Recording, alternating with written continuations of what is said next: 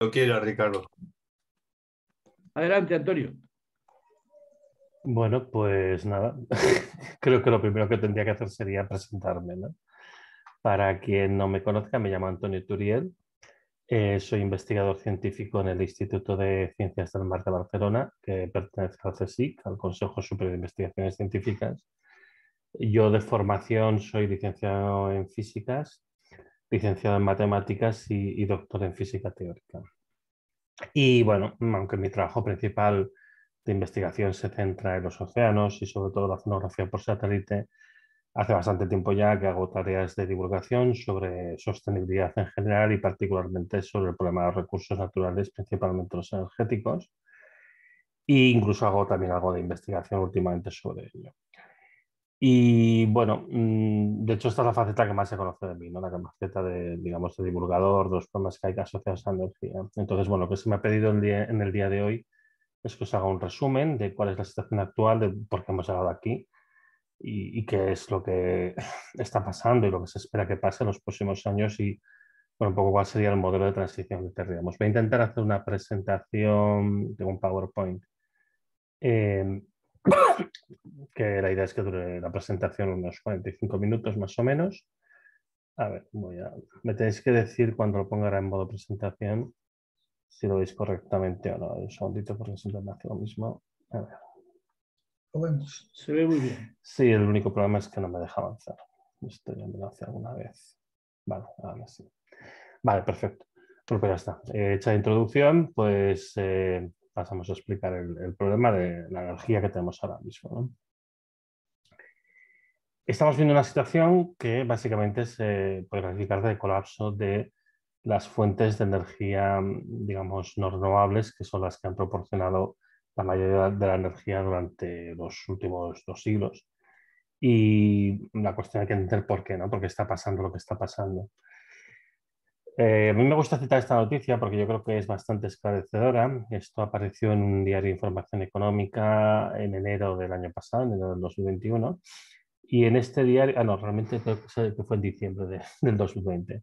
Y aquí pues lo que se discute es la presentación por parte de Repsol de su nuevo plan estratégico para el periodo 2021-2025. Y ahí pues lo que nos anuncian, entre otras cosas, es que van a invertir 150 millones de dólares al año en prospección y puesta en funcionamiento de nuevos yacimientos, que puede parecer una cantidad de dinero muy grande, pero es tan solo la décima parte de lo que invertían el año 2014, ¿no?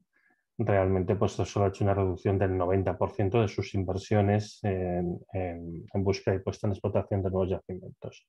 Esto no es algo que haya hecho solo Repsol. Si cogemos el conjunto de las compañías petroleras y gasísticas del mundo, vemos que desde mediados de los años 90 hasta el 2014 habían aumentado de una manera espectacular sus gastos en esta parte del segmento upstream que se llama, en la exploración y puesta en funcionamiento de nuevos yacimientos, y desde entonces han reducido sus inversiones en aproximadamente un 60%, con altibajos, como se ve en esta gráfica, ¿no? Desde el año 2014 se ve que, bueno, pues que ha hecho una bajada bastante importante, luego una pequeña subida y luego otra vez vuelta a bajar, ¿no?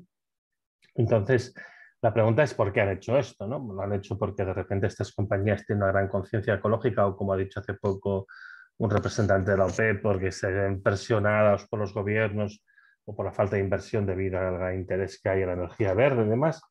Bueno, pues no tiene absolutamente nada que ver, porque además este es un fenómeno que llevamos siguiendo ya desde hace unos cuantos años, desde el 2014, bueno, en realidad desde el 2013. Y en realidad lo que ha sucedido es que hay un problema de pérdida de rentabilidad de los yacimientos de petróleo. Esto se ve muy claro en un informe que hizo el Departamento de Energía de los Estados Unidos en julio del año 2014, del cual yo he extraído esta gráfica. Y en esta gráfica lo que se enseña, la línea verde, son los ingresos por operaciones de las 127 compañías más grandes del mundo de petróleo y de gas. En tanto que la línea azul son los gastos de las mismas compañías. Y lo que se ve es que hay un desfase en operaciones de más de 110.000 millones de dólares al año de mediados de los años mediados del 2011 hasta el año 2014, ¿no? Es interesante que esto sucede justamente en un periodo en el cual el precio medio del barril del petróleo está en su punto más alto de la serie histórica, incluso teniendo en cuenta la inflación. Hay un pico de precios el año 2008, que es más importante, que el barril casi llegó a 150 dólares, Pero si miramos el precio medio con una media móvil anual, realmente este es el periodo en el que consistentemente la media está más alta. Y además, otra cosa que es muy interesante es que en este periodo raramente el barril supera los $120 y cuando lo hace rápidamente vuelve a bajar. Y esto es debido a que en esta época ya había diversos estudios que enseñaban que la economía mundial no puede resistir precios por encima de los $120. Bueno, eso es lo que da en dólares del año 2011, que ahora pues sería quizá unos 160 o así. La economía no lo puede resistir simplemente porque genera recesión. Entonces, genera recesión, lógicamente, pues acaba cayendo la demanda y acaba cayendo, por tanto, el consumo y, por tanto, cae el precio. Con lo cual, realmente, al precio más alto que las compañías sabían que se pueden permitir las economías pagar, pues en esta franja estrecha entre 110 y $120, se encontraban que estaban perdiendo dinero a manos llenas, como esta gráfica de la izquierda, ¿no? Estaban perdiendo dinero al ritmo de 110.000 millones de dólares al año. Entonces, bueno, hay un problema de insostenibilidad manifiesta del negocio y es por eso que a partir de este momento pues las compañías deciden que no merece la pena seguir invirtiendo en buscar más petróleo porque es un negocio ruinoso, porque básicamente los yacimientos que quedan pues ya no son muy rentables, ¿no? Noto un ruidito, no sé si soy yo.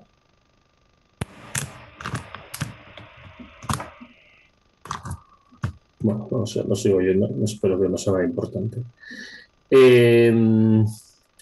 Esto la propia Agencia Internacional de la Energía lo refleja en sus informes anuales, aunque la Agencia Internacional de la Energía pues, es reacia a aceptar que puede haber algún problema a nivel de la evolución económica, pues al final están encontrándose que realmente pues, no se produce una inversión esperada y que realmente hay un problema con el suministro de petróleo, ¿no?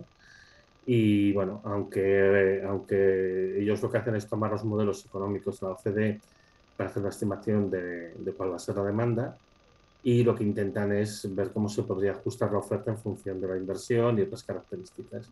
Y se están encontrando que hay un desfase que intentan justificar pues como pueden, ¿no? Esto por primera vez se reflejó en el informe anual de la Agencia Internacional de la Energía del año 2010. Allí por primera vez se ve que la producción de petróleo crudo convencional, que es el petróleo que está de estos pozos como los que vemos en el fondo de la transparencia, estos pozos que tienen forma de martillo que sube y baja, los que hemos visto siempre en las películas, y que es el líquido más versátil en realidad. Bueno, pues que esta producción de petróleo crudo convencional habría tocado máximo el año 2005, el año 2006 se mantendría más o menos igual, y que a partir de aquí bajaría un poco y su previsión sería que se mantendría estable hasta el 2035, la previsión que tiene el año 2010. En esta gráfica que enseño aquí, el petróleo crudo convencional son las tres franjas de color más o menos azulado. La franja de color azul marino corresponde a los pozos que estaban en explotación en el año 2010, que como vemos tienen un proceso de caída bastante rápido, un 5% anual. Después tenemos los pozos que tendrían que son conocidos pero que tendrían que desarrollarse, que corresponde a esta franja de color azul grisáceo. Y por último tendríamos los pozos que se deberían de descubrir y poner en explotación, como esto es lo normal, esto es lo que siempre está pasando, que es la franja de color azul celeste. Que bien es cierto que para poder llegar a los niveles que están asumiendo ellos aquí, tendrían que encontrarse pozos de petróleo a un ritmo 4 veces superior de los que habían tenido los 20 años anteriores. Pero bueno, vamos a aceptarlo. Y con todo esto, como digo, pues se mantendría en un nivel estable de unos 69 millones de barriles diarios hasta el 2035. Pero bueno, había otras cosas que se podían contribuir. Lo más importante, los líquidos de gas natural, que es esta franja de color morado.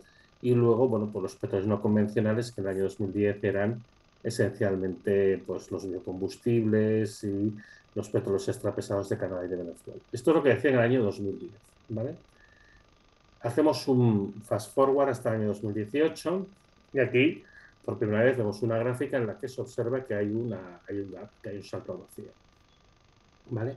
Lo que muestra esta gráfica es dos escenarios de previsión de demanda de la Agencia Internacional de Energía, que son la línea azul, el escenario de nuevas políticas, este es el escenario de referencia, y la línea verde, que es el escenario de desarrollo sostenible, que es otro escenario los que os plantean, pero digamos el importante, el de referencia es la línea azul, ¿no?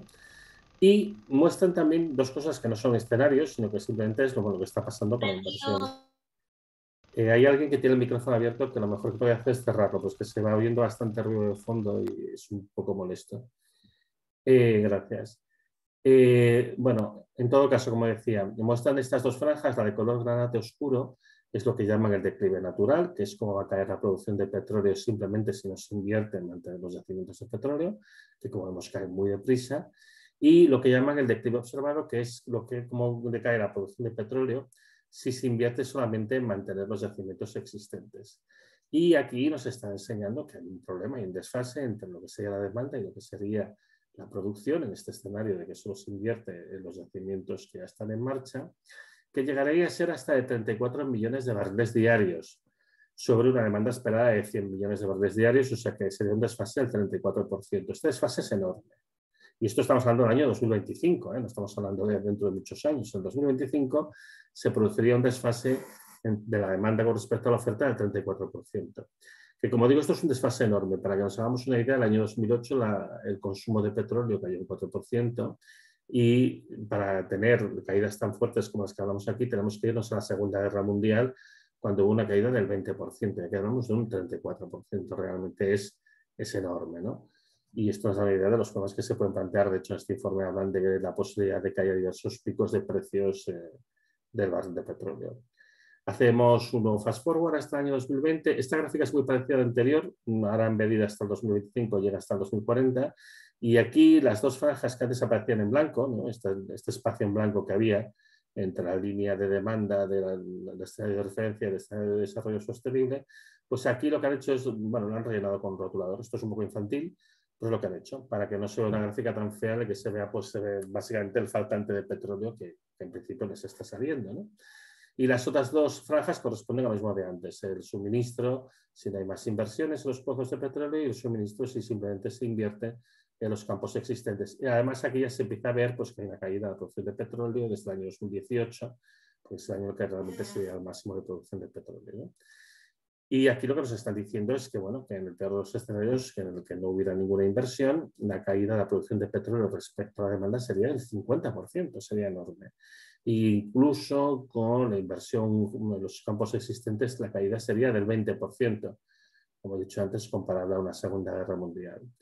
Nos vamos al informe del año 2021 y aquí, bueno, han cogido otro rotulador y aparte de rellenar estos dos escenarios, han cogido un rotulador verde y han pintado la franja que corresponde a los campos actualmente, o sea, perdón, a la inversión de los campos actualmente existentes, y lo han llamado el escenario del cero neto en 2050. Este escenario está hecho para que se solape perfectamente con esta franja, que de hecho el curso más probable de los acontecimientos está contenido dentro de ella, ¿no?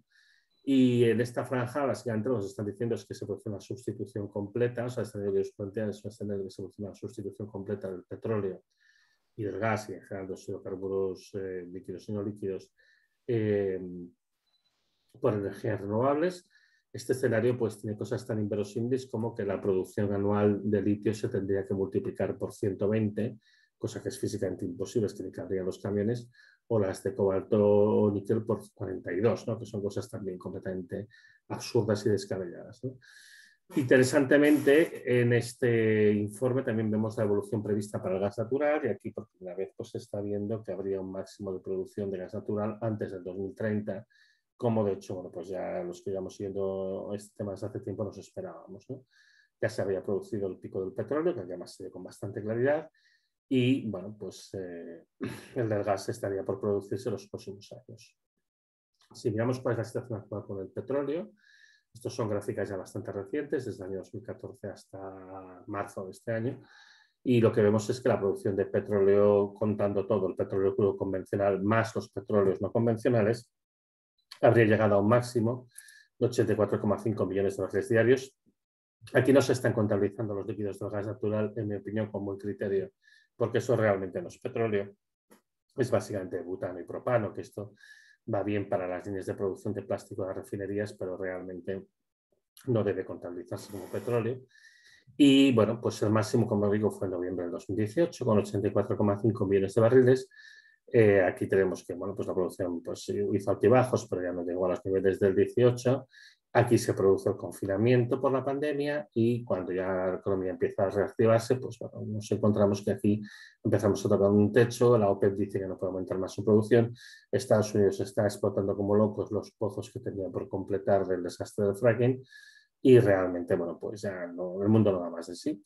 y nos hemos caído ya un 4% respecto a los valores del 2018, ¿no? Y la previsión es que este año podemos acabar con una caída adicional de otro 2 o 3%, o sea que podríamos acabar este año a un 6% por debajo, 6-7% por debajo de los niveles del 2018 y por desgracia esta va a ser la tendencia que va a irse incrementando a lo largo de los próximos años, ¿no? Pero esto no solo está pasando con el petróleo o con el gas, también pasa con el resto de materias primas energéticas. En cuanto al carbón, esta gráfica que enseño aquí es una gráfica de la evolución prevista para la producción de carbón, formulada en el informe anual de la Agencia Internacional de la Energía del año 2014.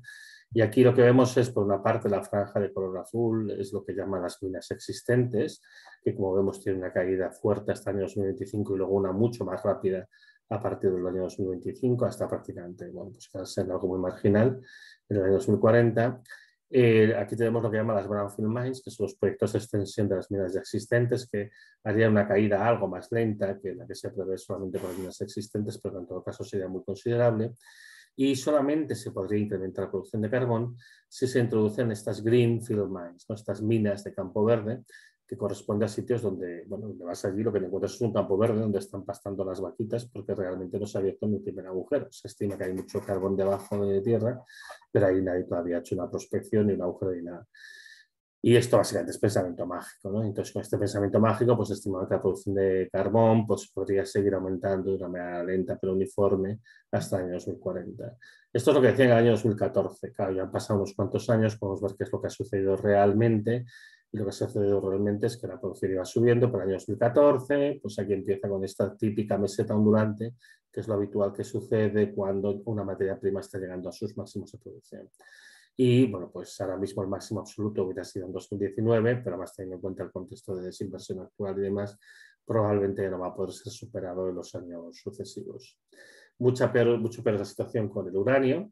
En el caso del uranio, de nuevo, esto es una figura del informe del año 2014 de la Agencia Internacional de la Energía. Y aquí lo que vemos es que hay la producción de las minas existentes, que corresponde a esta franja de color azul más oscuro, que como vemos es una producción que cae bastante deprisa a lo largo de los años.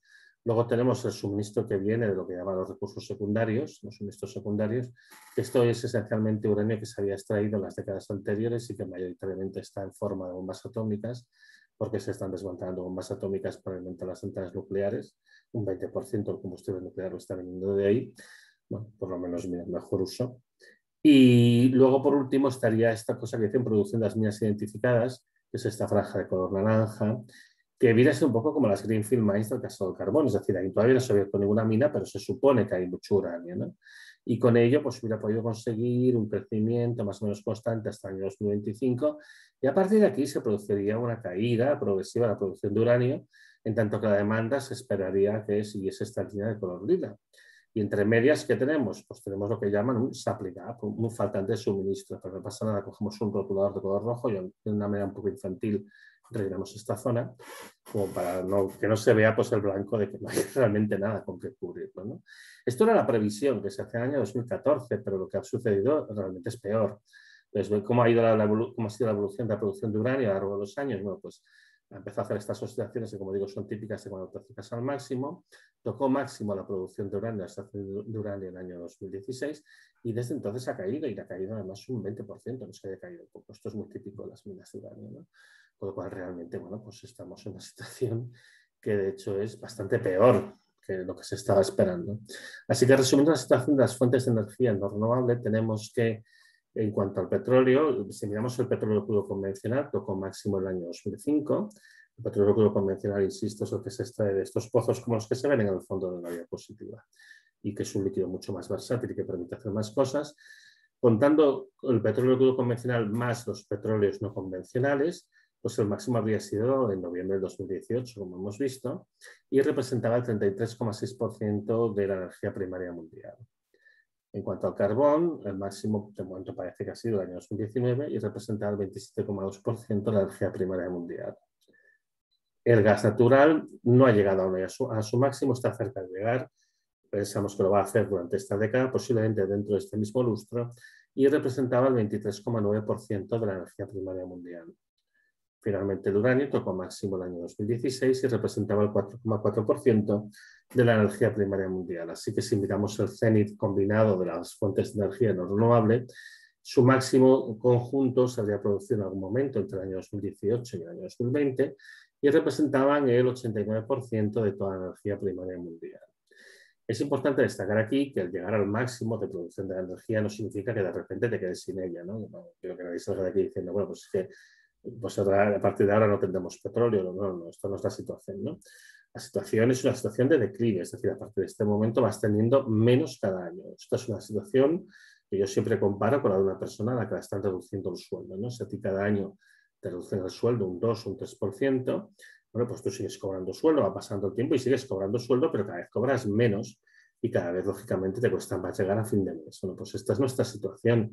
Tenemos un descenso de nuestro sueldo energético y cada vez nos va a costar más llegar a nuestro fin de mes y además va a exacerbar la competencia entre los distintos países y va a generar pues, problemas como los que de hecho ya se están viendo en todo el planeta.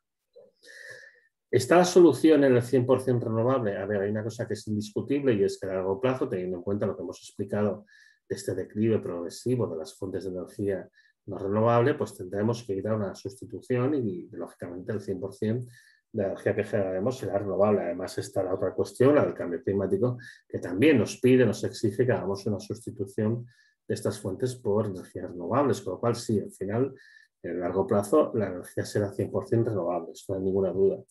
Eso no quiere decir que ese 100% sea la misma cantidad que ahora. Es decir, podemos tener que todo sea renovable, pero que pueda ser una cantidad inferior a la actual. Y es que, aunque no se comentan, las energías renovables tienen muchas limitaciones. En particular, tienen un potencial máximo y una cantidad máxima de energía que se puede generar a partir de ellas. Tiene una dependencia en materiales que son escasos. Se instalan utilizando energías fósiles y además plantea la dificultad de que el modelo que estamos defendiendo, que es el de renovable eléctrica industrial, pues es un modelo orientado a la producción de electricidad y eso no siempre es lo más conveniente. En cuanto al potencial máximo, aquí todavía no hay un consenso científico sobre cuál es la máxima cantidad de energía que uno puede extraer por medios renovables. Hace unos años todavía se decía barbaridades, en plan de que se podía llegar a obtener como 1000 veces o 90 veces la cantidad de energía que consume la humanidad de todas las fuentes que está utilizando. En la actualidad ya sabemos que como mucho se podría llegar a unas 4 veces el consumo mundial actual de toda fuente de energía, que igualmente es una cantidad bastante apreciable, pero ya es bastante más pequeña. Sin embargo, hay algunos autores, con los que además yo me alineo, que piensan que en realidad la cantidad máxima aprovechable se sitúa alrededor del 30 y el 40% de la energía total que estamos consumiendo ahora. En cualquier caso, como digo, no hay un consenso todavía sobre esta cuestión. Supongo que el arco se irá estrechando con el paso de los años y iremos convergiendo a un valor de consenso. También es importante destacar que las cantidades que estamos hablando pueden ser grandes, incluso en el caso de 4 veces, pero no son enormes tampoco. Y con los ritmos de crecimiento y consumo, en este mismo siglo nos encontraríamos que el consumo de energía, si siguiera subiendo como ha ido a lo largo de todo este último siglo, pues tendría que parar porque ya no podría crecer más, ¿no? Entonces, bueno, pues eso también nos plantea el problema de que realmente no se puede mantener el paradigma de crecimiento indefinidamente, por lo menos en lo que al consumo de energía se refiere. Pero es que además tiene otros problemas bastante más serios y en particular los problemas grandes que tienen las fuentes de energías renovables, bueno, los sistemas de captación de energías renovables, es que dependen de materiales que en la Tierra son escasos o digamos que no hay reservas suficientes como para que todo el planeta haga la transición renovable al mismo tiempo. Esto es un tema que ha estudiado con bastante profundidad Alicia Valero, es una profesora de la Universidad de Zaragoza y que trabaja también con el CIRCE dentro del grupo de ecología industrial.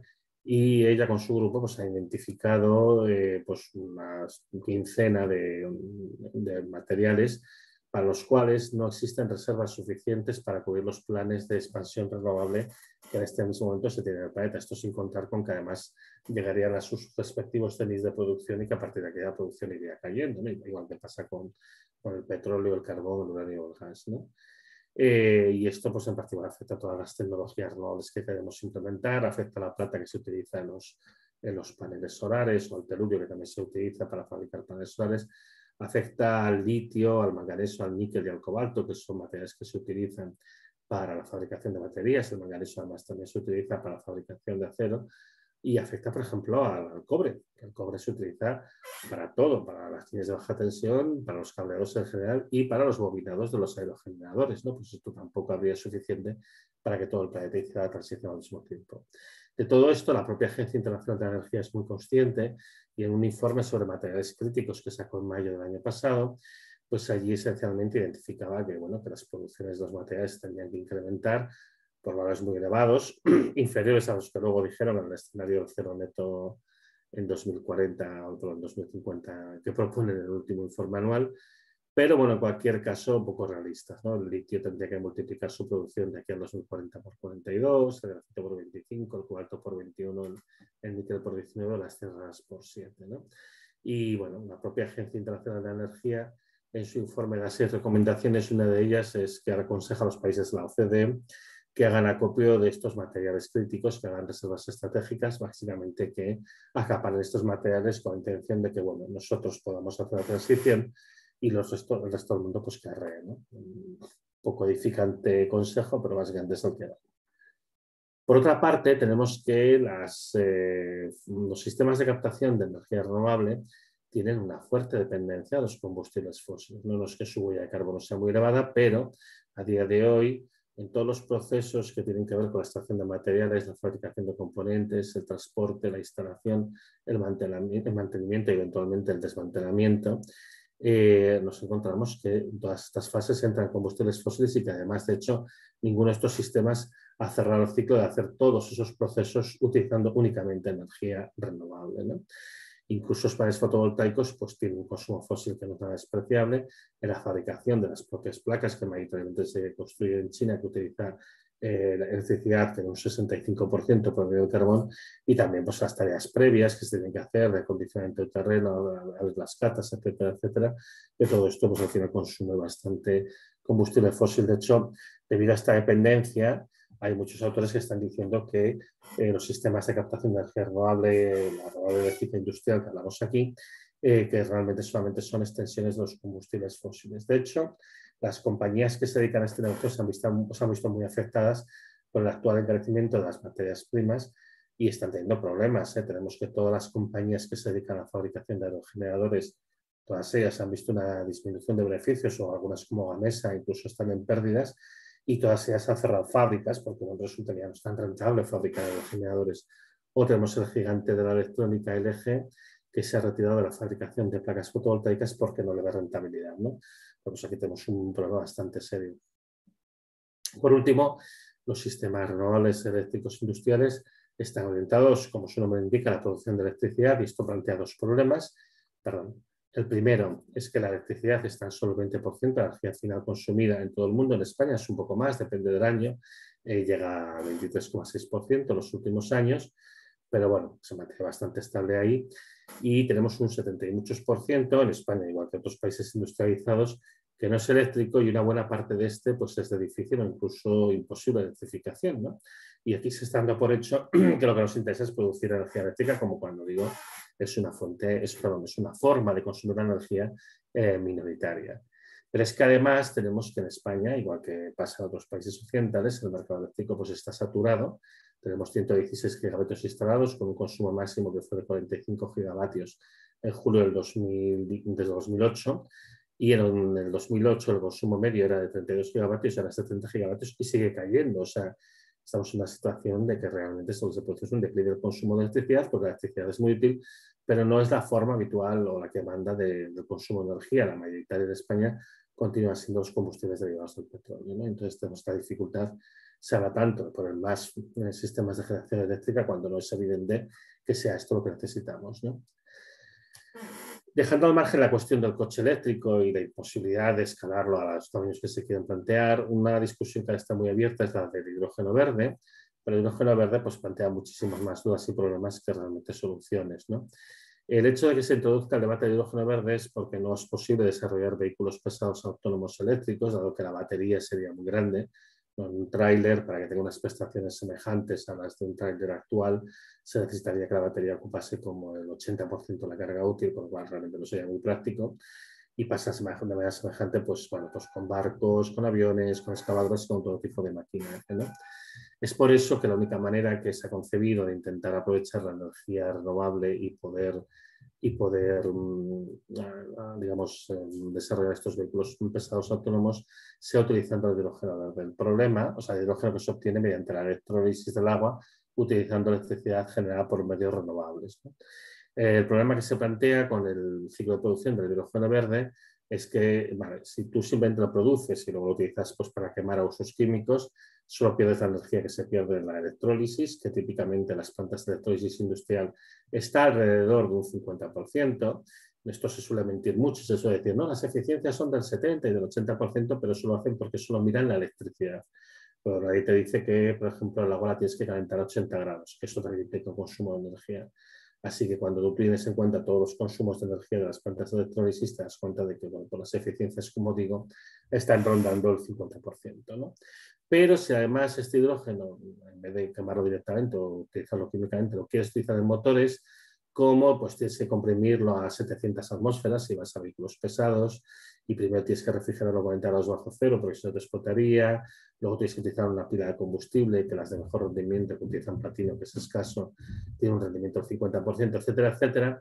Bueno, pues el rendimiento total de todo el ciclo de producción se sitúa alrededor del 90%, se pierde muchísima energía en el proceso de conversión.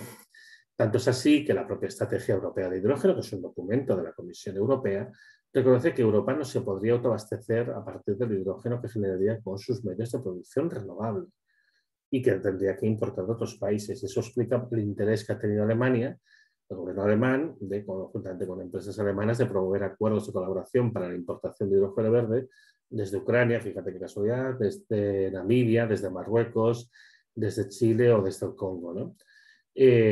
Montando plantas de electrólisis allí, garantizando que se produzca el hidrógeno verde que sería comprado por Alemania. Y eso también explica el sinsentido del tren de hidrógeno, que es mucho menos eficiente que un tren eléctrico convencional, pero teniendo en cuenta que los problemas de hidrógeno es que es muy volátil y hay que transportarlo deprisa porque simplemente se escapa de los recipientes donde está almacenado. El interés del tren de hidrógeno, sobre todo para utilizarlo en África, donde hay muchas vías férreas, pero pocas están electrificadas. Y un tema que es interesante, que esto ya ha quedado claro pues con el tenor de los acontecimientos de los últimos meses y sobre todo con el interés en acabar el gasoducto MidCat que nos conectaría con Francia. Europa ya ha dicho muy claramente que tiene interés en que España exporte su hidrógeno hacia Europa y de hecho ya se ha dicho que se espera que los países del sur de Europa sean solidarios con los del norte, que compartan su hidrógeno y que lo pongan en el mercado común y demás. Teniendo en cuenta las enormes pérdidas, yo por ejemplo he hecho una estimación de cuánta energía eléctrica necesitaría estar España para poder autoabastecerse de hidrógeno verde y me sale que tendría que multiplicar su instalación eléctrica actual por 24, que es una barbaridad y que esto no va a ser posible. Pues no tiene mucho sentido que si España no va a ser capaz de ser autosuficiente de hidrógeno se esté planteando tan clara y descaradamente la exportación. Y es que en el fondo el modelo que plantea Alemania es un modelo neocolonial. Lo que se intenta es que, bueno, pues digamos, más colonias envíen energía, aunque sea con muchas pérdidas de transformación, hacia la metrópolis, se mantenga una metrópolis industrializada en el corazón de Europa y el resto de los territorios queden sumidos en la indigencia energética. Y este es el plan. Y curiosamente, pues bueno, nuestros responsables políticos parece que se están prestando bastante a esta idea que me parece absolutamente nociva y perversa, ¿no? Hablemos ahora de la situación actual y las tendencias actuales. En este momento el problema más gordo que estamos observando, uno de los problemas más gordos que estamos observando, es el colapso de la producción de diésel, ¿no? Nos encontramos que debido al hecho de que la producción de petróleo crudo convencional tocó máximo el año 2005, bueno, pues el petróleo, la producción de diésel, que no es fácil de producir a partir de los otros hidrocarburos líquidos que se han introducido, pues ha ido renqueando.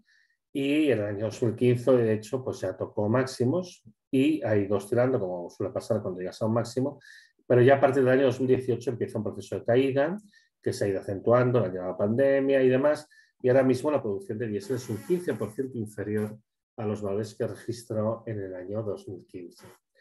Encima, las compañías petroleras no están invirtiendo en refinerías, con lo cual, bueno, pues lo que está pasando es que, bueno, cada vez falta más diésel y este problema se está agravando, está empezando a extenderse a todo el planeta y se está contagiando con otros combustibles, se está contagiando al queroseno, en parte porque se está utilizando el queroseno para mezclarlo con diésel para paliar la falta de este último, y eso está haciendo que ahora también empiece a escasear combustible para los aviones. Entonces, bueno, estamos metiéndonos en una situación realmente muy, muy complicada, ¿no? Esto también nos lleva al otro problema que tenemos con otro combustible, que es el del gas. El problema del gas en Europa es que aunque la producción del mundo todavía no ha tocado máximo, la producción de los países que nos abastecen por vía terrestre o casi terrestre, digamos, o sea, por gasoducto en cualquier caso, pues sí que han llegado a sus máximos de producción. Estas curvas que vemos aquí, la curva de la izquierda es la producción de gas de Rusia en los últimos, vamos a decir, 40 años. Y bueno, pues lo que vemos es que ha permanecido bastante estable desde los años 90, con una ligera subida, con oscilaciones típicas que ya estamos cerca al máximo. Aquí es cuando abren los campos de gas de Siberia Oriental, pero más allá no tiene nada más, ya está en el Océano Pacífico. La línea roja es el consumo interno de Rusia y la diferencia entre las dos curvas, entre la azul y la roja, es esta curva verde, que es la cantidad de gas que queda para la exportación, una cantidad muy constante a lo largo de los años, con este pequeño repunte de cuando se abren los campos de Siberia Oriental, pero todo este gas en realidad ha ido destinado hacia China, con lo cual realmente aquí no ha aportado nada. Peor es la situación de Argelia. En Argelia lo que tenemos es que el consumo, perdón, la producción sube muy rápidamente hasta el año 2000 y luego ya empezó a oscilar, típico de cuando ya están llegando a máximos. El consumo pues había subido muy fuertemente hasta el año 90, luego subía progresivamente hasta el año 2010 y desde entonces ha crecido muy rápidamente, también con el crecimiento de la población de Argelia. Y eso ha llevado a que cuando haces la diferencia, pues vemos que las exportaciones de Argelia llevan cayendo consistentemente desde el 2005 aproximadamente, con algún altibajo, pero básicamente se están cayendo, ¿no? Y eso hace que a Argelia cada vez le queda menos gas para exportar. Y eso, bueno, pues lo que nos está dando también a entender es que, bueno, pues que evidentemente, aparte que produce y exporta mucho menos que Rusia, pero que realmente, pues en Argelia tampoco cabe esperar nada más. Pero este problema es que este problema es estructural, con lo cual hay que entender que la escasez de gas en Europa es un problema que ha venido para quedarse. Además, la guerra en Ucrania, pues lógicamente ha complicado las cosas, porque con la guerra de todas las cosas Europa ha descubierto, bueno, descubierto si no sabía antes, que tiene una fuerte dependencia energética de Rusia, ¿no? El 45% de las importaciones de gas, el 30% de las de petróleo, el 45% de las de carbón. Y bueno, así como el petróleo y el carbón, como son materias sólidas y líquidas, las puedes transportar en barco y es más fácil de llevar de un lado a otro y las puedes traer desde lejos, desde otros países pagando más, pero bueno, pues intentar sortear a Rusia. Lo del gas es más complicado, porque el gas es una materia que no es tan fácil de transportar, precisamente porque es un gas, y entonces, bueno, puedes utilizar buques metaneros, pero estos buques metaneros, claro, pues necesitas hacer las infraestructuras en origen para licuarlos, luego el barco que los transporta, que es un buque metanero especial, que va refrigerando a 160 grados bajo cero, y luego llegará a puerto y una planta de regasificación, regasificarlo, ¿no? Y bueno, pues esto tiene muchas limitaciones y evidentemente no se puede cubrir el enorme consumo de gas de Europa a partir de gas licuado, ¿no? Ahora se ha hablado mucho del tema de Qatar. Si Qatar incumpliese todos los contratos que ya tiene firmado y nos enviase los 60.000 millones de metros cúbicos que produce gas natural licuado a Europa, en particular a España, porque España es donde hay más plantas de gasificación, pues nos encontraríamos que todavía quedaría muy lejos de los 175.000 millones de metros cúbicos que se importan desde Rusia. 60.000 de Qatar, que como digo sería sin cumplir los contratos, frente a los 175.000 de Rusia, ¿no? Entonces aquí hay un problema muy serio y Rusia evidentemente esto no, digo, Rusia, Europa no puede sobreponerse a esto, pero es que encima además, teniendo en cuenta por los últimos movimientos, el 12 de mayo, hace poco, pues Ucrania cortó uno de los ramales que pasa por su territorio, bueno, porque la central de regasificación estaban los rusos y demás, y el mismo día, pues Rusia cortó todo el gas que pasaba por Polonia hacia Europa, como represalia por la entrada de Finlandia en la OTAN. También les ha cortado el gas a los finlandeses, también se ha cortado la electricidad, bueno, en fin. El hecho es que en este momento la Unión Europea está recibiendo pues un 30% menos de gas del que le llegaba antes desde Rusia. La situación realmente es muy apurada y se intenta mantener una situación, una impresión de que aquí no pasa nada, pero realmente la situación es bastante grave, ¿no? Este gas no solo es fundamental para la calefacción y la industria, se habla mucho de cómo pasará Europa en invierno para climatar. Esto afecta mucho menos a España, porque de Rusia realmente importa relativamente poco gas.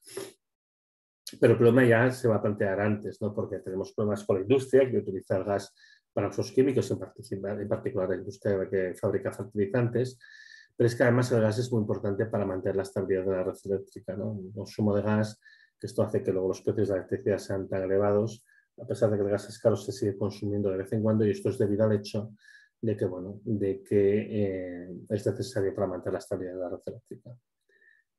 Otro gran problema, este es gravísimo, que tenemos ahora mismo, es el colapso de la producción alimentaria mundial. Esto ya empezó el año pasado con el encarecimiento del diésel, porque estaba llevando un encarecimiento a las tareas de laboreo agrícola, la maquinaria agrícola, el transporte, etcétera.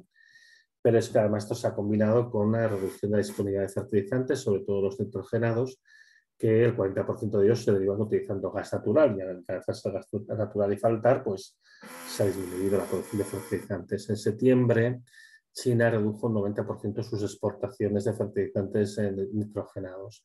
A finales del 2021, muchas plantas de producción de fertilizantes nitrogenados cerraron en toda Europa. En España cerraron 2 de Fertiberia durante unas semanas, luego reabrieron, pero no han reabierto nunca del todo, o sea, han producido a medio gas, nunca mejor dicho, y además con precios mucho más caros, y esto está repercutiendo evidentemente en la producción de todo y en las cosechas.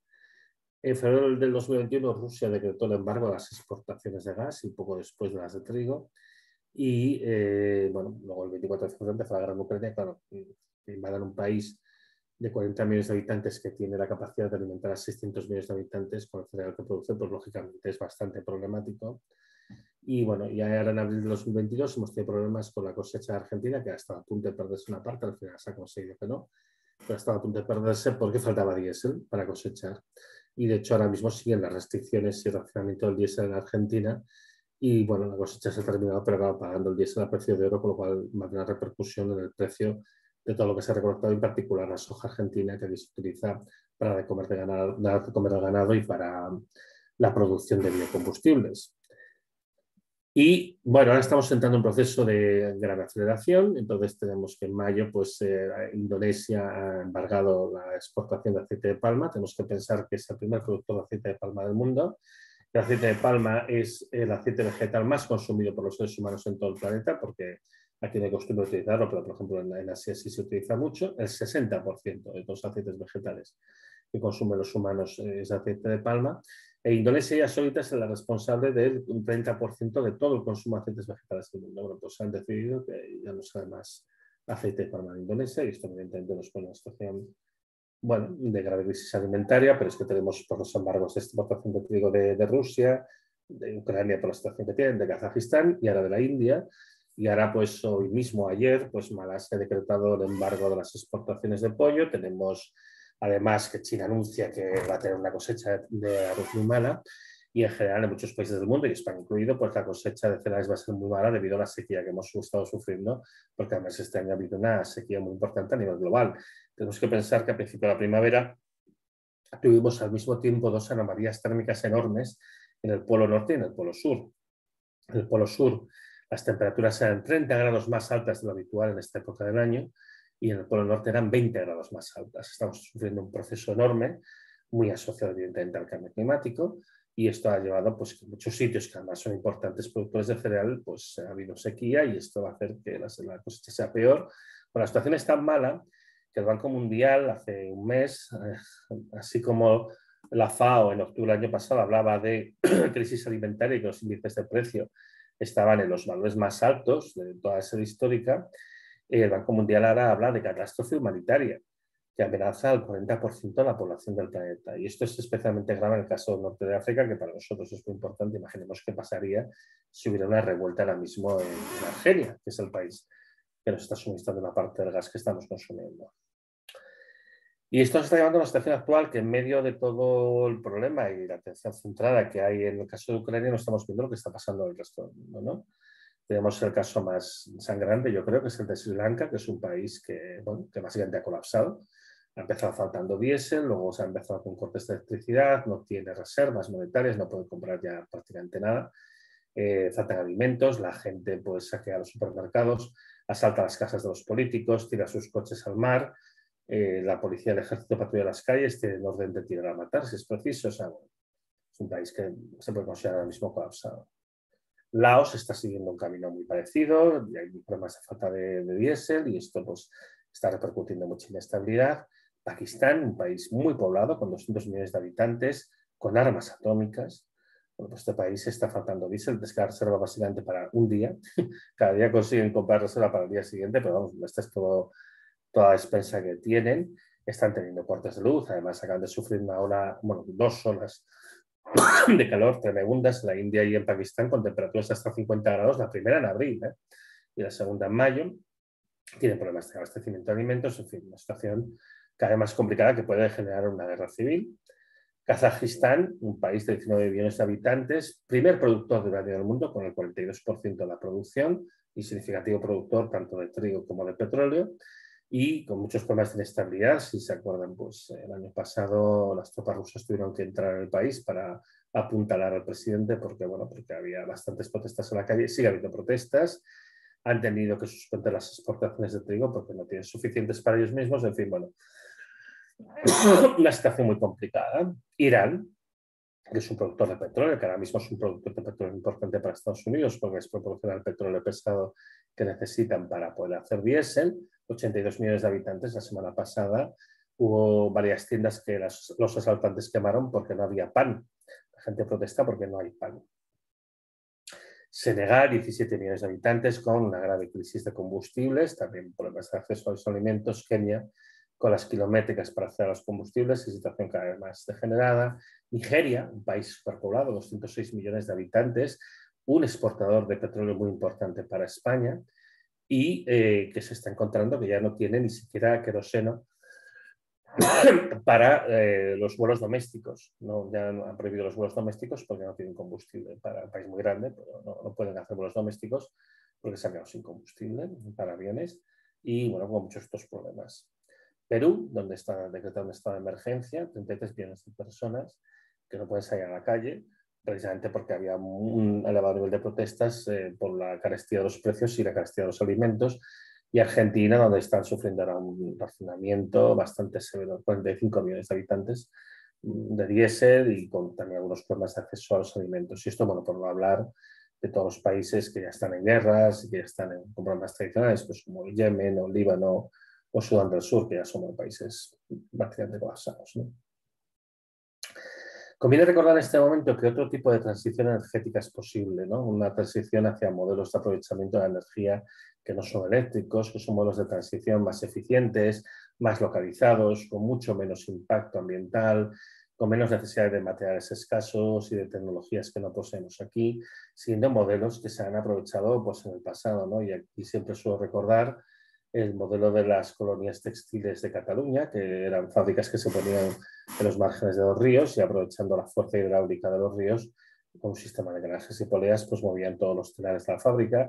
También ha habido pequeña siderurgia que funcionaba bajo el mismo principio, o molinos papeleros, etcétera, con lo cual se podían montar fábricas. Aquí estás además haciendo un aprovechamiento local de la energía renovable, generando riqueza en el territorio y, como digo, de una manera más eficiente y con mucho menos impacto, con escalas más humanas para la tecnología, mucho más fácil de reparar y demás, y tampoco utilizando materiales escasos, como he dicho, ¿no? Y existen otros modelos de aprovechamiento, tanto de energía solar como de energía eólica y también incluso de la biomasa de una manera más gradual, que nos puede proporcionar reactivos químicos y materiales y demás, ¿no? Pero todo este modelo de aprovechamiento de energía renovable de manera no eléctrica, esto no se habla como si no existiera. Esto es como si no existiera, porque no interesa.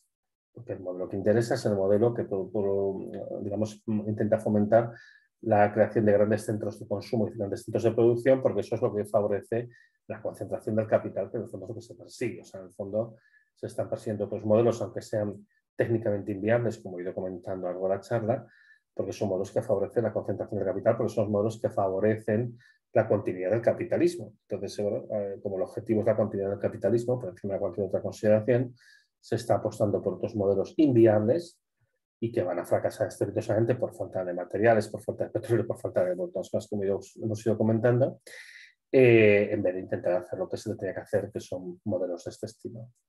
Porque además otra sociedad es posible. España produce cereales de sobra como para alimentar su propia población y al ganado que consume su propia población. Claro, si tenemos que centrarnos en macrogranjas para la exportación, pues lógicamente aquí tendremos un problema muy serio. Pero si aceptamos que lo que queremos hacer básicamente es alimentarnos a nosotros, España puede estar en una situación bastante mejor. Hay diversos estudios que muestran que se puede mantener nuestro nivel de vida consumiendo tan solo el 10% de la energía de los materiales que estamos consumiendo ahora mismo y además que se podría generalizar a todo el planeta. Se puede mejorar muchísimo la eficiencia del transporte utilizando el tren electrificado, que es mucho más eficiente. Se puede fabricar una electrónica virtualmente eterna, no se hace por la consigna de usar y tirar, la obsolescencia programada, pero esto no es una necesidad. Se puede incrementar enormemente el reciclado de todo tipo de materiales, ya desde el principio cambiando los diseños y los modos de uso. Y también se puede reducir el volumen de residuos y mejorar el reaprovechamiento, yendo a esta idea de la economía circular, que nunca podrá ser perfectamente circular, por supuesto, pero que evidentemente, como digo, reduciría el giro entrópico de cada iteración.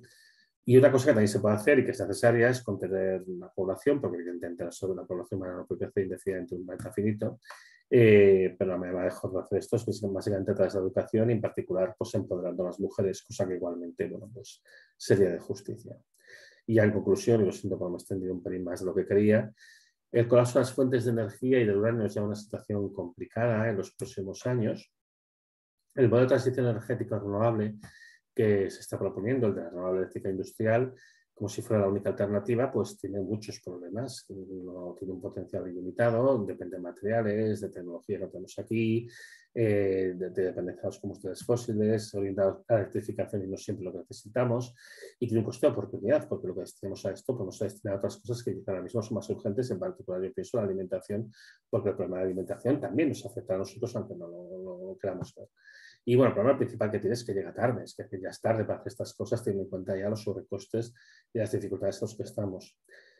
Las tendencias actuales son muy malas y pueden llevar a una gran conflictividad entre los países, y dentro de los países puede haber guerras, puede haber revueltas, puede haber revoluciones, o sea, estamos en una situación realmente muy compleja.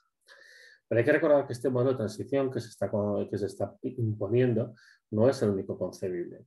Desde el punto de vista técnico, está claro que se tiene que fomentar la renovable no eléctrica. No quiere decir que no se produzca electricidad de manera renovable, ya está bien la electricidad, pero hay que entender que hay que producir más cosas que la electricidad y que no siempre hay que intentar hacer las cosas de manera eléctrica, ¿no? Y desde el punto de vista social, es imprescindible abandonar esta idea tan tóxica y tan nociva del crecentismo, ¿no? ¿Qué idea más absurda no puede haber que la de intentar crecer indefinidamente en un planeta finito, ¿no? Entonces, tenemos que entender que el planeta es finito, que estamos topando con los límites biofísicos del mismo y que es necesario parar, porque es que si no caminamos hacia nuestra autodestrucción, caminamos hacia nuestro colapso. Y entonces lo primero es abandonar esta ideología destructiva que consume las mentes básicamente de los que toman las decisiones en nuestra sociedad, porque es el pensamiento mainstream del mundo económico. No todos los economistas son crecentistas, pero por desgracia la mayoría sí, y los que están dominando pues, las políticas económicas son crecentistas. Bueno, pues esto se tendría que calificar de ideología destructiva o de religión destructiva, porque es lo que es, ¿no? Y luego, por otra parte, bueno, pues hay que relocalizar, hay que ir a un proceso de relocalización. Sí, la energía abundante y barata favoreció la globalización, la falta de energía y que sea mucho más cara, lo que tiene que fomentar es su relocalización. Y bueno, pues básicamente esto es todo. Lamento me he pasado unos minutitos de lo que tenía previsto. Y nada, ahora voy a dejar de compartir para poderos ver la cara. Y bueno, pues esto. Muy bien, pues muchas gracias, Antonio. La verdad es que ha sido una exposición sumamente interesante y brillante. Y bueno, pues abrimos un poco aquí el taller. Yo creo que esto, daros cuenta de cuando queráis hablar, dos cositas. Una, levantar la mano para que os vaya dando la palabra. Tener en cuenta que hay que abrir el micrófono. Y si os parece, por tanto, quizás lo primero de todo que surjan a lo mejor preguntas, ¿no?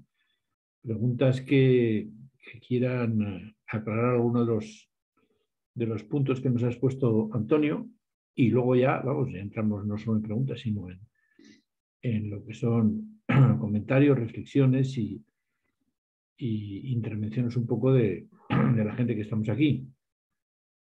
Por tanto, abrimos, por tanto, el turno del taller. ¿Quién quiere empezar para abrir un poco el fuego? Alberto, veo que te va la mano y luego Tomeu. Venga, Alberto, el micrófono. Sí, bueno, muchas gracias Antonio por la excelente exposición que con la cual nos has deleitado. Y bueno, yo quería preguntar en primer lugar si piensas que la guerra de Ucrania está relacionada con todo esto que nos has expuesto, o porque lo que nos están contando realmente para mí es bueno, pues es una historia que nos está haciendo creer ciertas cosas, pero yo estoy convencido de que detrás de esta guerra, como de las que van a venir por desgracia, está todo esto de, los recursos menguantes y del control, intento de control de estos recursos por las grandes potencias. Sí, sí, sí. Yo de hecho escribí un artículo con Juan Bordera sobre este tema precisamente, ¿no? Y que pensamos que la guerra de Ucrania es la primera guerra de la época de la energía creciente de los recursos menguantes. Hay algo que para mí es muy significativo y es que Rusia es el único país del mundo que ha reconocido que su producción de petróleo y de gas van a reducirse en las próximas décadas. Entonces yo creo que Rusia lo que está haciendo es aprovecharse de este momento de fuerza que tiene, sobre todo respecto a Europa, y de los ingresos que está teniendo gracias a la exportación de materias primas, sabiendo que esto no va a ser duradero, para colocarse bien de cara a lo que va a venir después, ¿no? Y en ese sentido, además, yo creo que es muy significativo que se habla mucho de que Rusia está perdiendo la guerra, pero para mí un indicativo de que no le va tan mal es cómo ha evolucionado la cotización del rublo respecto al dólar. Es decir, lo que está haciendo Rusia también es orientarse comercialmente y ahora está comerciando mucho más con la India y con China. De hecho, hoy mismo han dicho que ellos pueden perfectamente pasarse al mercado chino y que de hecho lo que se están planteando, y claro, como de repente decidan que dejan de suministrar gas a Europa, Europa queda sumida en una depresión económica que nuestros líderes no sé hasta qué punto llegan a comprender. Yo creo que sí que lo comprenden, pero en cualquier caso, bueno, pues esto implicaría unos esfuerzos y unos sacrificios tremendos. Por otra parte, además, lo que estoy viendo es que la Unión Europea está dando unos bandazos absolutamente increíbles, demostrando muy poca falta de previsión, o sea, mucha falta de previsión, perdón, y mucho desconcierto, ¿no? Si a principios de año vimos que de repente calificaban pues, la energía nuclear y el gas de energías verdes dentro de la taxonomía, que no tenía demasiado sentido, nos hemos encontrado ahora que con el paquete que han aprobado la semana pasada, el Repower EU, ahora están diciendo que Europa va a incrementar el consumo de carbón. Y encima tiene la desfachatez de decir, no os preocupéis porque esto es provisional, solo durante los próximos 15 años, cuando el último informe del IPCC, el que salió en abril, del Grupo de Mitigación, dice que tendríamos que cerrar todas las centrales térmicas de gas y de carbón antes de 9 años. Y estos dicen que van a incrementar su uso durante los próximos 15, ¿no? Entonces, bueno, hay todo un reposicionamiento. Creo que Europa ha jugado muy mal sus cartas. Creo que Europa seguramente nunca tendría que haberse puesto en una situación de dependencia tan fuerte de Rusia, teniendo en cuenta que Rusia evidentemente no deja de ser una potencia, a pesar de que no se ha negado, pero Rusia evidentemente ha seguido siendo una potencia mundial y con su propia agenda, y un país además en el cual el respeto a los derechos humanos es algo optativo, y como hemos podido comprobar con lo que han hecho con Ucrania, ¿no? Entonces, bueno, Europa está muy mal colocada y yo creo que Rusia, a diferencia de Europa, tiene un pensamiento estratégico a mucho más largo plazo. Precisamente por eso, porque realmente no es una democracia al uso, y los rusos yo creo que están pensando en, bueno, cómo van a ser las siguientes décadas, ¿no?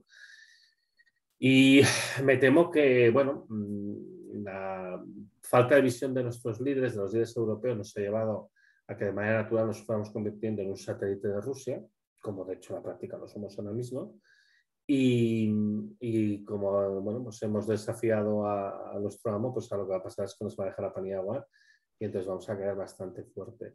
Rusia, con la invasión de Ucrania, yo creo que ha intentado varias cosas. Por una parte, evitar la expansión de los Estados Unidos. Por otra parte, asegurarse el acceso al Mar Negro, que es el acceso al Mediterráneo, que en una época de recursos escasos va a ser fundamental para el transporte de cosas que van a ser importantes para Rusia. Y al mismo tiempo, pues intentar dar una lección, ¿no?, a todos estos atlantistas que pensaban que la podían acosar, ¿no?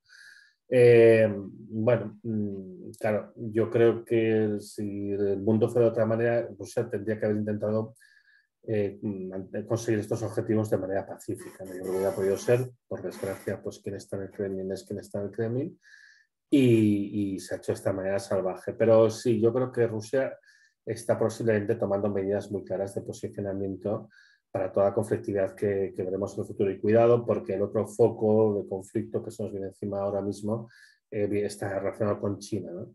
y los Estados Unidos, de hecho, ahí están mandando muchas señales claras de intentos de contención de China, porque están viendo que China está haciendo un proceso de expansión muy fuerte. El colapso que ha habido en Sri Lanka tiene mucho que ver con una trampa de deuda que ha hecho China hacia Sri Lanka, como está haciendo hacia otros países, ¿no? Entonces, bueno, vamos a ver movimientos en los próximos años muy peligrosos. Y esto, al margen de los problemas que se van a originar con países que colapsan, si ahora tenemos una nueva primavera árabe por la falta de alimentos, ¿no? Porque no olvidemos que la primavera árabe del 2011, una de las cosas más importantes fue el problema de la carestía de los alimentos. Si ahora vamos a una situación que se está complicando, miremos lo que ha pasado en Irán, ¿no? Pues podemos encontrarnos con muchas vueltas internas y una conflictividad creciente. O sea que sí, yo diría que efectivamente estamos viendo un momento de mucha más conflictividad bélica y conflictividad entre los países, asociada a la escasez de materias primas y en realidad escasez de todo, y que efectivamente se intenta tergiversar, se intenta edulcorar, siempre presentando cada cosa que pasa como un hecho aislado y además dando una visión de la historia poco objetiva, porque no se quiere entrar en el trasfondo de la situación, y es que tendríamos que empezar a hacer una transformación muy profunda a nivel de la sociedad y, entre otras cosas, plantearnos pues, la continuidad del sistema capitalista tal como lo concebimos hoy en día, que eso evidentemente es anatema, eso no se puede decir, ¿no? Pero creo que los tiros van por ahí. Gracias, Antonio. Tomeu, cuando quieras. Hola, ¿qué tal, Antonio? ¿Qué tal a todos? Yo tengo un pequeño problema con, digamos, la falta de esperanza de salidas de este atolladero, ¿no? Como tú decías hace un rato, parece que es tarde. Cuando hablamos de estos temas, siempre hablamos del punto de vista de la izquierda y tenemos claro que el capitalismo está llegando al final y tal, pero la realidad es que el poder económico es muy importante. Gran parte de los ricos, digamos, yo estoy pensando, por ejemplo, en Trump y en muchos seguidores suyos, ¿no? No están dispuestos a ceder ante ideas que consideran comunistoides, no quieren renunciar a lo que ellos entienden como su libertad, y por tanto yo en gran parte veo que es algo así como una lucha imposible para intentar dar una salida a un mundo capitalista que está cayendo pero que no quiere caer. Sí, sí, sí. O sea, digamos ahora la resistencia más grande evidentemente está sobre todo centrada en el gran capital, ¿eh? Porque además hay una cosa que yo veo, pero yo te tengo que decir que me hace gracia porque la gente dice que yo soy pesimista y yo me considero una persona muy optimista en realidad, ¿no? Entonces yo veo signos que yo creo que no son del todo malos, vamos a decir, o que creo que incluso son buenos. Y en particular una cosa que detecto, porque en los últimos meses, sobre todo desde que estuve en el Senado y demás, me ha contactado mucha gente del ámbito político y también del ámbito empresarial. Y en general yo detecto que las empresas que se dedican al sector productivo, que fabrican cosas, sí que están ideando cómo seguir, ¿no? Y cómo evolucionar, ¿no? Porque además muchas veces también el que toca cosas, el que hace cosas, tiene también un cierto amor por las cosas que hace, y eso también fomenta que intentemos buscar solución también, porque no nos engañemos, quien más está sufriendo en estos momentos es justamente las empresas productivas, porque tienen un problema de encarecimiento de las materias primas muy graves y que realmente se juegan su ser o no ser, ¿no? Entonces, yo por la parte de las empresas que fabrican cosas veo un interés creciente por estos temas y una actitud mucho más dialogante y mucho más conducente a algo evolutivo, ¿no? Incluso a la superación del marco tradicional. Entonces, el problema fundamental yo lo veo en lo que es el sector financiero. El sector financiero, evidentemente, de esto no quiere ni oír hablar, porque no nos engañemos, no hay ningún futuro para el sector financiero en un mundo en decrecimiento. Entonces, ellos se niegan a creer que se pueda producir un decrecimiento. Y entonces hay unas resistencias muy fuertes. Entonces, para mí, la estrategia debería pasar en muy buena medida por fomentar este split, esta separación entre las empresas de base productiva y las empresas de base financiera, para intentar ganar un poco aliados, porque si no, evidentemente tienes razón, es decir, los procesos económicos, lógicamente, todo esto a mí me ha pasado siempre, ¿eh? O sea, a mí me han dicho de todo, ¿eh? O sea, me han dicho que soy favorable a la nuclear, que soy favorable a las fósiles, que vengo del lobby renovable, que soy comunista, que soy fascista, que soy de todo y tal. Pero bueno, en general, básicamente, según cuál es la orientación de mi interlocutor, pues tienden a atribuirme la contraria a la suya, ¿no? Y entonces, bueno, en particular, lógicamente, el mundo económico, pues ve todas estas ideas como ideas muy de izquierdas. Y yo digo, oiga, es que esto no son cuestiones ideológicas, es que son meramente lógicas. Pero bueno, esto no se acepta, ¿no? Esto evidentemente no entra no entra en la pantalla, no entra en el recuadro. Entonces, bueno, hay que intentar, yo creo, hacer bastante pedagogía, pero ya digo que veo que no hay ninguna esperanza en el mundo financiero, porque es que no les podemos ofrecer nada. Al mundo financiero no les podemos ofrecer nada en el mundo que están haciendo, en el mundo que tiene que nacer más que están haciendo. De acuerdo, gracias. Ahora va Roberto. Roberto, compane, cuando quiera. Roberto, abre el micro. Sí, bueno, ya he abierto, ¿me oís?